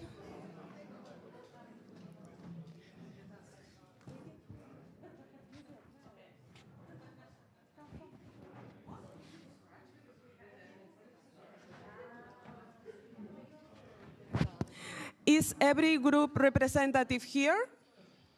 Well, we can start anyways. Please, the Genie representatives, come here. So, wait, we're going to do the Genie one? Now, please, the Genie team, you can come here too. You can come, yes? So please, in a couple of minutes or 3, explain the main discussions that you had, what you got right, for example, or wrong, what you made more sense or not, and your recommendations and ideas, okay? Yeah, I'll start. This is on? Yeah. Very interesting for us. On the backside, the DRGs, we had most of that right. So there, our views aligned very well. On the other side, we didn't do as well.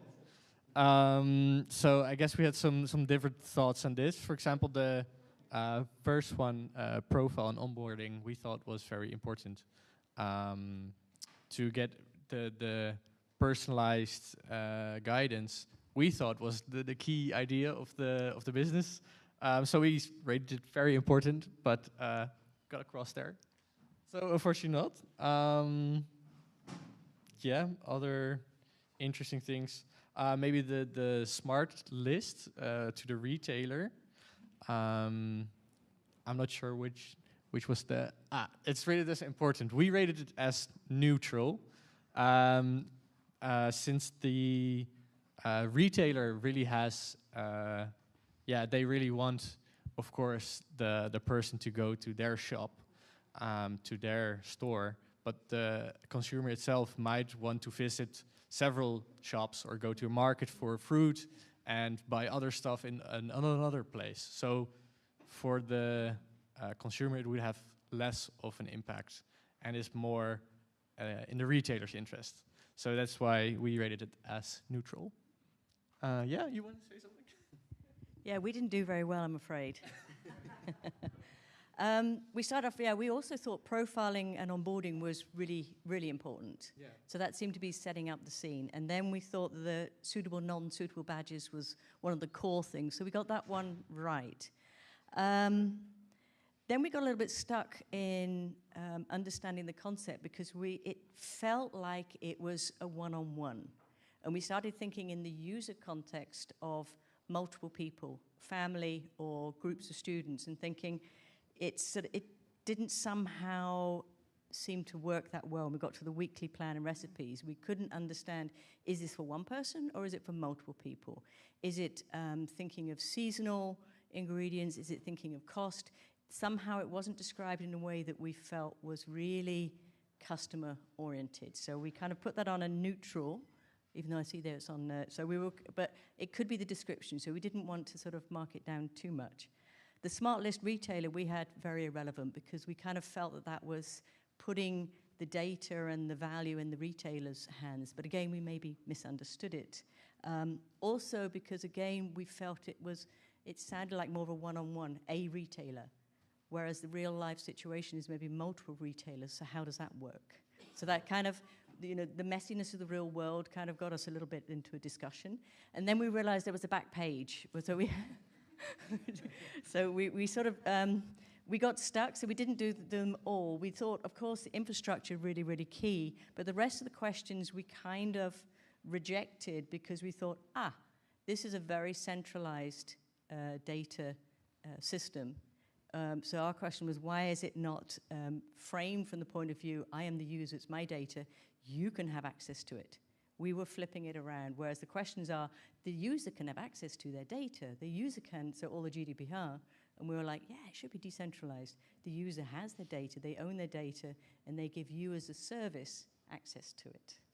So that was our conclusions. Okay, thank you very much for the exercise, for the feedback. Totally agree, because clearly we think different because we develop the platform every day, so probably we don't put in your feeds as a citizens. So it's a great feedback regarding the weekly plan and recipes and the smart list with retailer. I'm agree that we shop in different supermarkets, different places, markets. That's why we put a feature that you can download the list in PDF. But with a recommendation of the supermarket, no, of course. But yes, that's an option, so you can buy it in person. No, but thank you very much for all the feedback. And yes, I think. No, I'm actually from the retailer, and I do agree with the comments. And as Priscilla said, I don't myself do all the groceries in my own brand, so I see it as a common as well.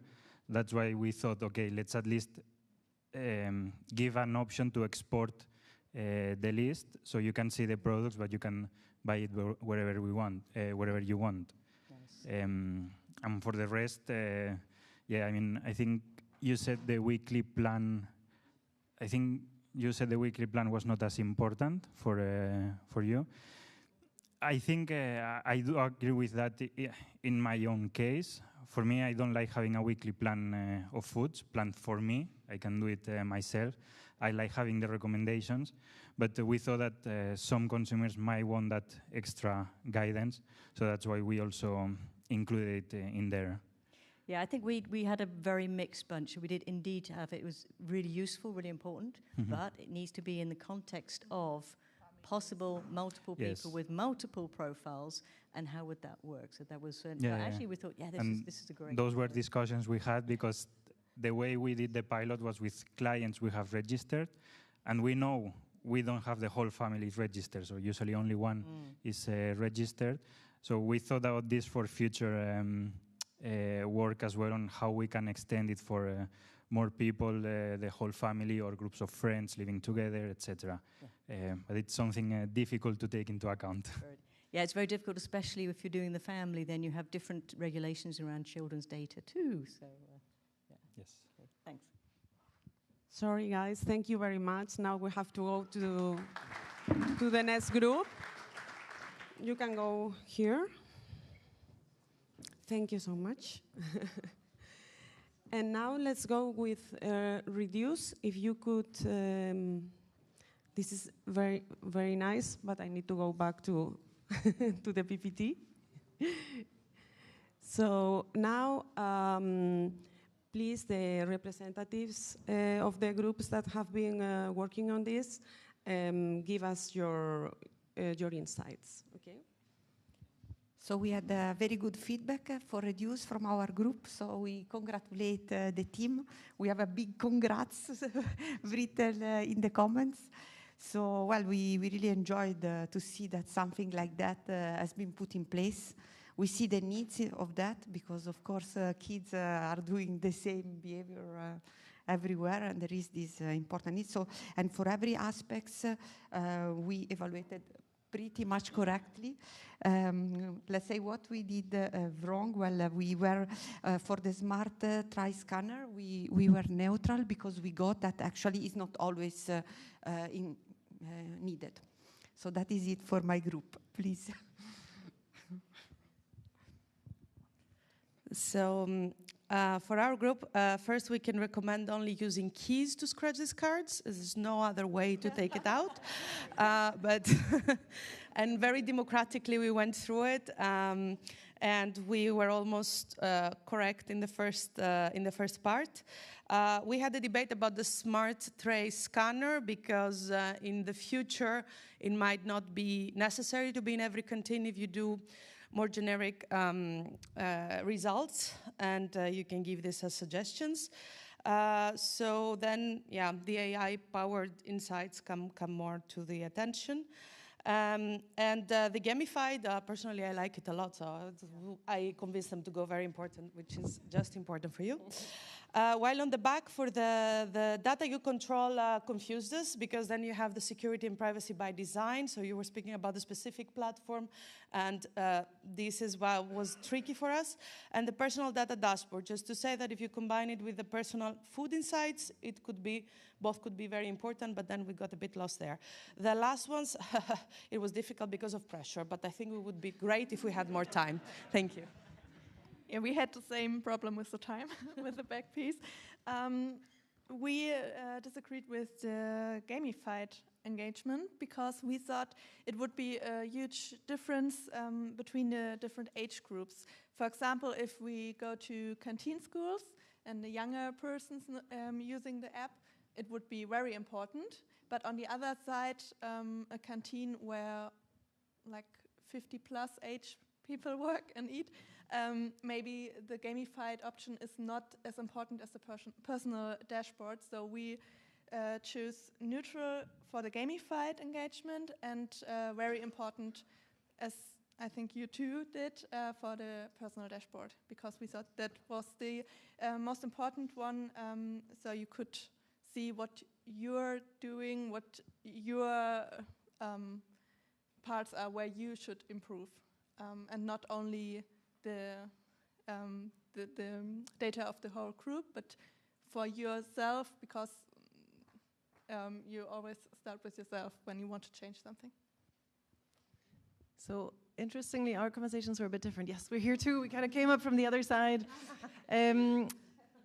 We talked a little bit about business model in there. And so that's where we actually had a bit of conversation, and luckily we had people who know you a little bit better. But that's why we got everything wrong, apart from gamified, on that first page, because we thought the smart tray scanner is actually really important to give you like a lot of information so that they can say, well, today no one ate the soup, it must have been really terrible, or every day there's a little bit left over because our portion sizes are a bit too big.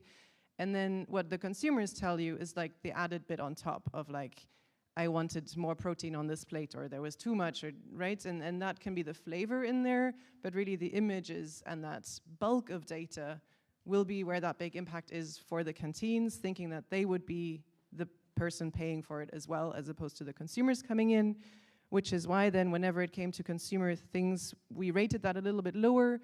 We did get gamified right because we thought, well, there's gamified and incentivization coming in, so it could also just be, and that may be referring to your older group, if you give feedback 50 times, then you get €1 off, your next time or something. So there can be a way there, but that's why we prioritize a little bit on the personal parts, and then on the data, I hand over to someone who knows a lot more than me.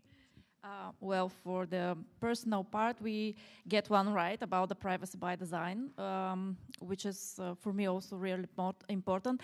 I don't know why we haven't matched with the full data anonymization, because from my perspective, when you analyze this data, you need it in an anonymized way. You need to have like the bulk of information and getting the patterns, and yeah, you will have this personal profile of the people where they will have their personal data, but when you analyze the big picture, you don't have it for me as no need for personal data. So full anonymization when you make the analysis, I think it's kind of very needed. So for the flexible data sharing, here we have marked it as not very irrelevant, because if the people wants to give you the feedback, they will give you the feedback. They will get your application. So why having it as a separate question here if they're going to share the data? They are sharing their opinion on the meals and of the experience that they had, and that's the purpose of them using the application in the first place. Yes, if you're going to share it with someone else, they need to know, but you're going to share the anonymized data on statistical level with the canteens. So I don't see the point here in having it as like separate. Aspect for the educational program. You need to have some kind of notification that this is used for this and this, because you're having like feedback form. Eventually, if you have these features for personal impact at the end, they need to know that you're going to use this data for this purpose, and you're going to share it, the anonymized data, with the canteens. So the educational program in general, it's it's not an educational program, while information on why you use the data and how you use it. Yeah. Okay, thank you so much for your feedback. There are a lot of aspects connected to data anonymization and data set whatsoever. What's really important about our approach to data collection, and is connected more or less with the trace scan, is that we discovered since our first project that some data, also anonymous feedback, is better than nothing, okay? So we are applying, let's say, a multiple level way of collecting data. Since we are working with canteens that are maybe 50 people, up to 1,000 people. So in that sense, the anonymization of data is very important, since you have a very small population. Because even if you are anonymizing data and you have 50 people, you can really, okay, I know you are, okay. So in a sense, when you know the current population, you have to take some action to, make them feel better also for the feedback. And this is the reason also we ask completely anonymous feedback. Of course, they are not anonymous, because we know that there are people attending the canteen. Okay. In this sense, and this is the reason we want to really explain people which kind of data we collect. On the other side, which is really, I appreciate your feedback about the train scan. We used this opportunity with Foodity because we wanted also to test, let's say, the value of the trace scan data compared to the data given directly by the user feedback. And we kind of, let's say, that we find a way to confirm, okay, that the data from the people are very useful, and we can start from that and add the computer vision to increase the richness of the data, okay? But we can already do a good job with only the feedback from the people, and also the operational data that we can collect in very multiple ways from a mostly automatic system, or also weighting the food waste at the end of the daily operation with they have the scales on the canteen. So and this is the reason I appreciate your feedback, because we can go further in this way to spread the solution mostly as possible, because the problem is very huge. Thank you very much for all your input. I want to thank you all for being so participative, and yeah, you really read the cards. Can we collect the cards? Yeah, you can collect the cards. I will collect them and send you the scans. Okay, thank you so much. Okay? Javier, should we take them in the commission in our canteen? It would be smarter. I have more. I have more. Okay, so thank you very much.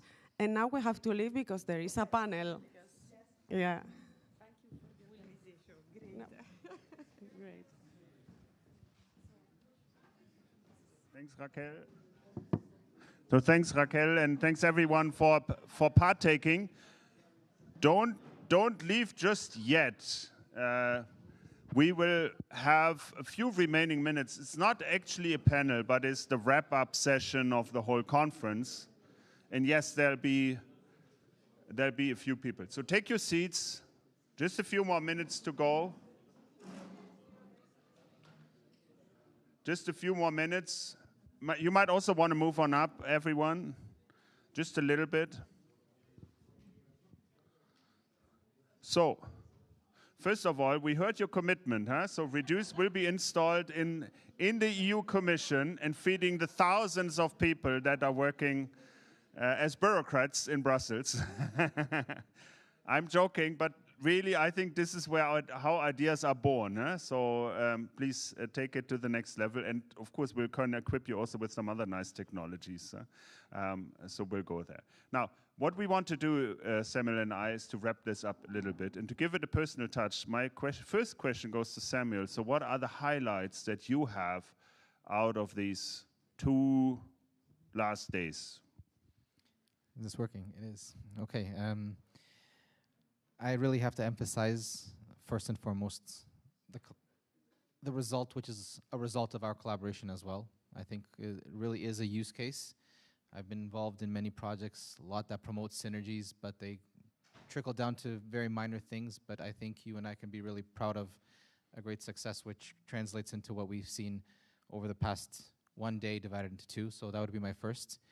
And then yesterday, looking back at the presentations that we saw, the pitches, I think we really have a great, let's say, breadth of innovative organizations, companies working in these domains, but not only.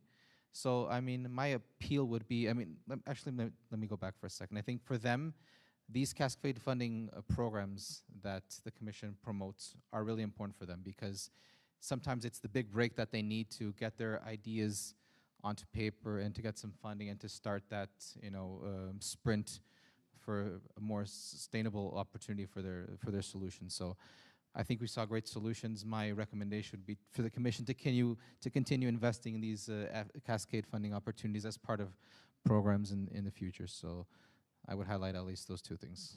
And what about you? What's your main takeaway? Well, I can only chime into that. So I'm also a big fan of cascade funding. I told this to Wim in the preparation. I was like, I think that's the best idea ever, which of course is a bit exaggerated. There's other good ideas, but on funding, I think that's a really good idea. Not just because there's the pilots like you benefiting from it, but we also learned a lot as a project, right? So that split was amazing. And we had this one idea and that we want to commit to because now our EU representatives are committing to have Reduce in their canteen. We also want to make a commitment, and that is to take back to Wim, who was presenting here earlier today, also a little bit of an idea of where the next grants could go. And that's not just the cascade funding, but I also overheard the interoperability as a key challenge that we need to tackle. I heard the user engagement to get the rich user data, not just any user data, but accurate, trustworthy. That's, I think, something that the next calls could be about. And then that whole user engagement. How do we take this to the next level? So I will commit that Samuel and I will sit down after this conference, and we transport this back to Wim and of course to Eva and Javier, and make sure that the next round of funding might be centering around these schemes, and we'll see more of this. Can I just add to that, which is, it's a call to action to everyone here as well, because we might be the ones channeling, but you're just as much involved in this area as we are. So anything that you have that you want to communicate to the Commission, I think that will be a great opportunity to get that through.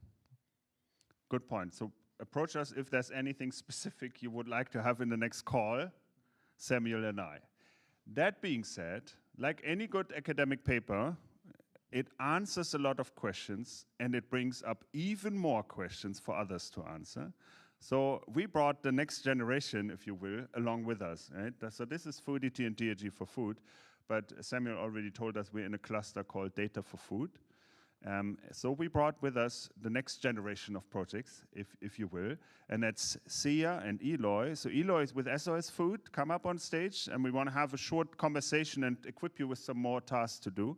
And then, and Sia is with Food Data Quest. So join us for a really quick session, because we want to learn about your projects, and then we'll wrap it all up, if that's all right. Do we take a seat? Do we keep standing? We keep standing, come on. We, you know, we've been seated for such a long time. So maybe let's start with you first, Sia. So tell us quickly about your project and what you're doing, and maybe also, what do you take from this conference that you will bring into your project? Right. Thanks. First of all, thanks a lot for the invitation. Maybe I start with the last question, what do I take? Because I took a lot. One of the main things is that I mean, first of all, we started 2 years ago, almost 2 years ago, and we have another 2 years to go. And I would like to see our project also end like this. It's impressive what you've done. I guess this is great. We have similar use cases to some degrees. I guess I would try to connect them a little bit. I will probably talk to some later on. But about our projects, and also our project, Food Data Quest, in a specific, so it focuses on AI and data integration of food value chains. So we are trying to connect different actors to share data and use some AI models to valorize them and inform decision making. And of course, they have to be in line with higher goals, sustainability, healthy diets, similar, I guess, to many of the use cases here. And we have 4 use cases to basically showcase that this is possible. So we start with food fraud detection in olive oil industry. That's a use case based in Greece. And then we have also a hospital case on the waste management and also nutrition. So that's kind of the twofold connection. So we want some, I think this is very much connected to the reduce case, maybe not on the catering in general, but on the hospital. So there is a lot of food waste in hospitals, and there is also safety concerns because you cannot just revalorize food and just give it to another patient. So if the patient doesn't take it, so it goes wasted. And there are a lot of hospitals that they are not digitalized at all, so there is no real dashboard, a lot of analog data. So it's kind of, I don't want to say perfect case, but the problem is very clear, so that's what we can work on. And we have a third use case that is trying to increase the data transparency, mostly environmental one, all from the farm gate to the consumers. And there we are working with the farmers, also data centers, and also retailer, and also consumers in the end. And the last one is very much on the consumer itself. So we want to understand all we do, especially this AI stuff, whether consumers would use them. So that's kind of an AI approach towards the consumers. I leave the... Thanks, Sia. And it seems like you're already tackling some of the things we will recommend to Wim. Yeah. But there's more to be done there. Yeah. Thanks. Eloy, tell us about SOS Food. Yes, first of all, as Sia just did, I also want to thank you both and all your teams, because it has been a very inspiring journey these 2 days in Brussels. We also picked a lot of different ideas on parts of our project that we are also working in, and we saw somehow represented in the different projects. So it's very good to have the chance to participate in this conference and to grasp a little bit of what's the situation of what people are doing. SOS Food tries to improve the sustainability and the safety of the food systems across Europe. And for this, we have kind of an integral approach, because we try to incorporate actors from all the food value chain. Besides this, we also have kind of an integral approach on the perspectives that we are using. We are tackling not only environmental sustainability, but also economic one. And we also want to focus on the nutritional value and the health impact of the food systems in the final consumers. We are implementing the project in 3 different case scenarios, geographical restricted. We have Lithuania as an example of a country. We have Galicia in Spain as a region, and we have Athens as a local case. So different to Food Data Quest, our case studies are more geographically located than on the different topics. No? And the main 2 results are going to be a consumer app and management dashboard that are going to try to help to improve the decision-making processes, both for consumers and for managers in the industry. Thanks. So adding also this other dimension to it of the geography or the country, the geography and the cities, that definitely is super interesting. Now, I want to ask and widen it a bit to the audience. What are ways to engage in your projects? How can the folks here be of help to both of your projects? Whoever wants to go first. Well, we are highly dependent on data. One of the innovative approaches of source food is not only going to the public databases, but also to the data that private organizations, projects, or other initiatives have access to. We are also working, thanks also to Jive, that is a partner in FOODITY, into some kind of reward system that can mutually benefit to the data providers in this case. But it's challenging sometimes. Not everybody is so happy about sharing data openly. And that's also related to one of the key aspects that we were mentioning before, that is trust, right? So for us, data collection is a major feature, yeah. I do think we have some answers to this one, so let's discuss a bit further. Sia. Yeah, all right. In our case, yeah, we don't need your data. That's already good. Yeah. Okay. No, but if you join as a use case, we would like it a lot, because at this moment we are focusing a lot on the let's say non-technical factors. So we are focusing on business modeling, governance, and at the end of the day, we want to give some generalized results. We call it blueprint on how to set up a use case, how to connect different actors, not only technical, but also from a governance point of view. And business modeling would be also an outcome of it. So if you want to join our project, you're more than welcome, that's for sure. And these type of activities may also help you guide your scaling process. I mean, we are not consultants, but we have something to share. I guess that would be quite nice, especially for the use cases, in case if you're around. Excellent. Samuel. What's your question? I don't have a question for you.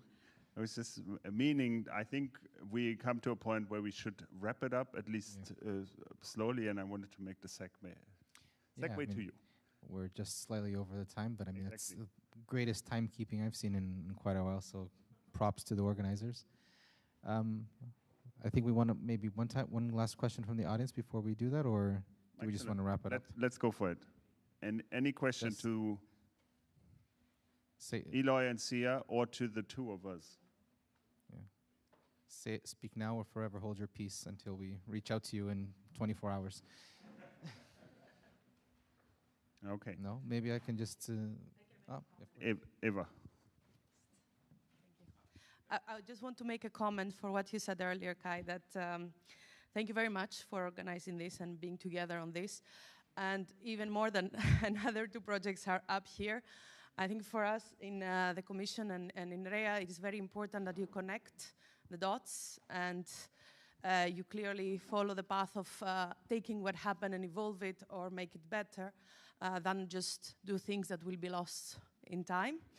And also you targeted the right people, in the sense that we had Wim today, that is the policy officer. Sometimes projects are really trying to go for very high-level dialogues with political parties and having representatives from the parliament, which is not bad. It depends on the scope of the projects, of course. Sometimes it's more political than others. But when you want to give the suggestions to the policymakers, the right level is kind of this, because Wim is part of the drafting team of the work program. So yes, if you give him insights about what happened with all the projects and the outcomes and what we need in the future, that's definitely gonna create an impact. And I'm saying that because in other projects they have asked me, so how do we create the impact? How do we pass this to policymakers?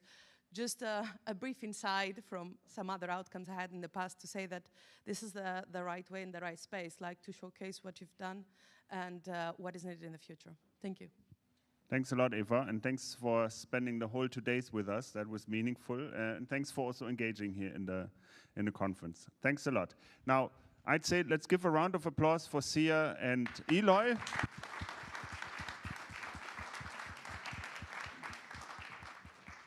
Because now we really come to a close, and there are some people that we just need to thank, or we want to thank. First of all, round of applause for Pauline, who's still sketching, so let's not disturb her too much. But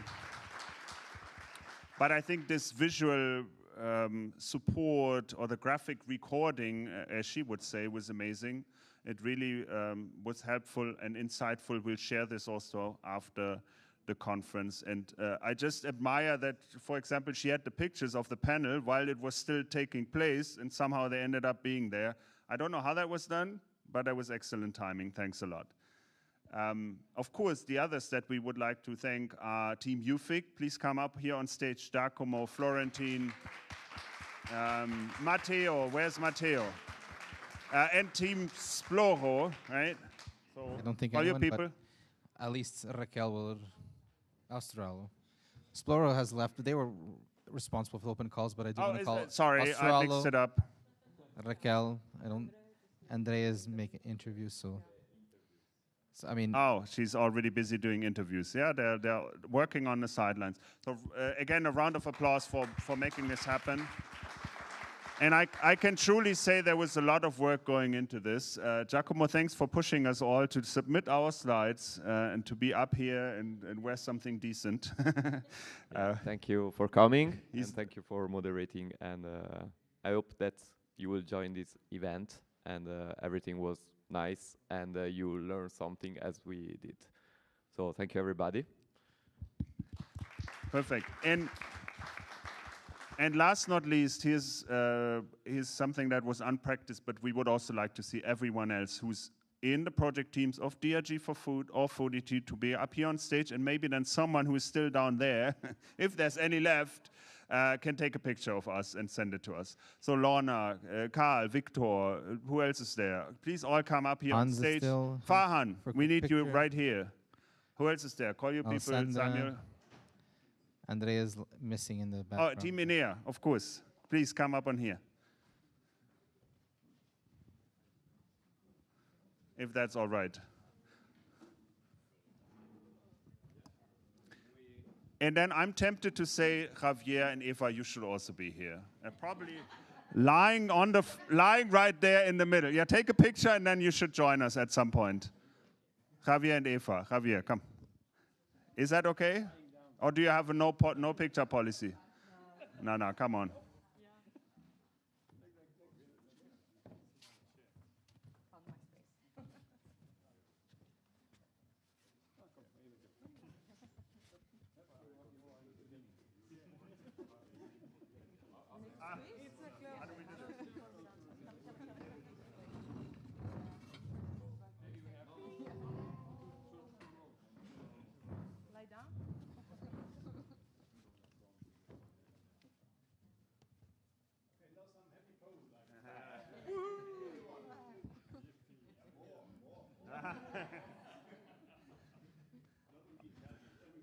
Okay.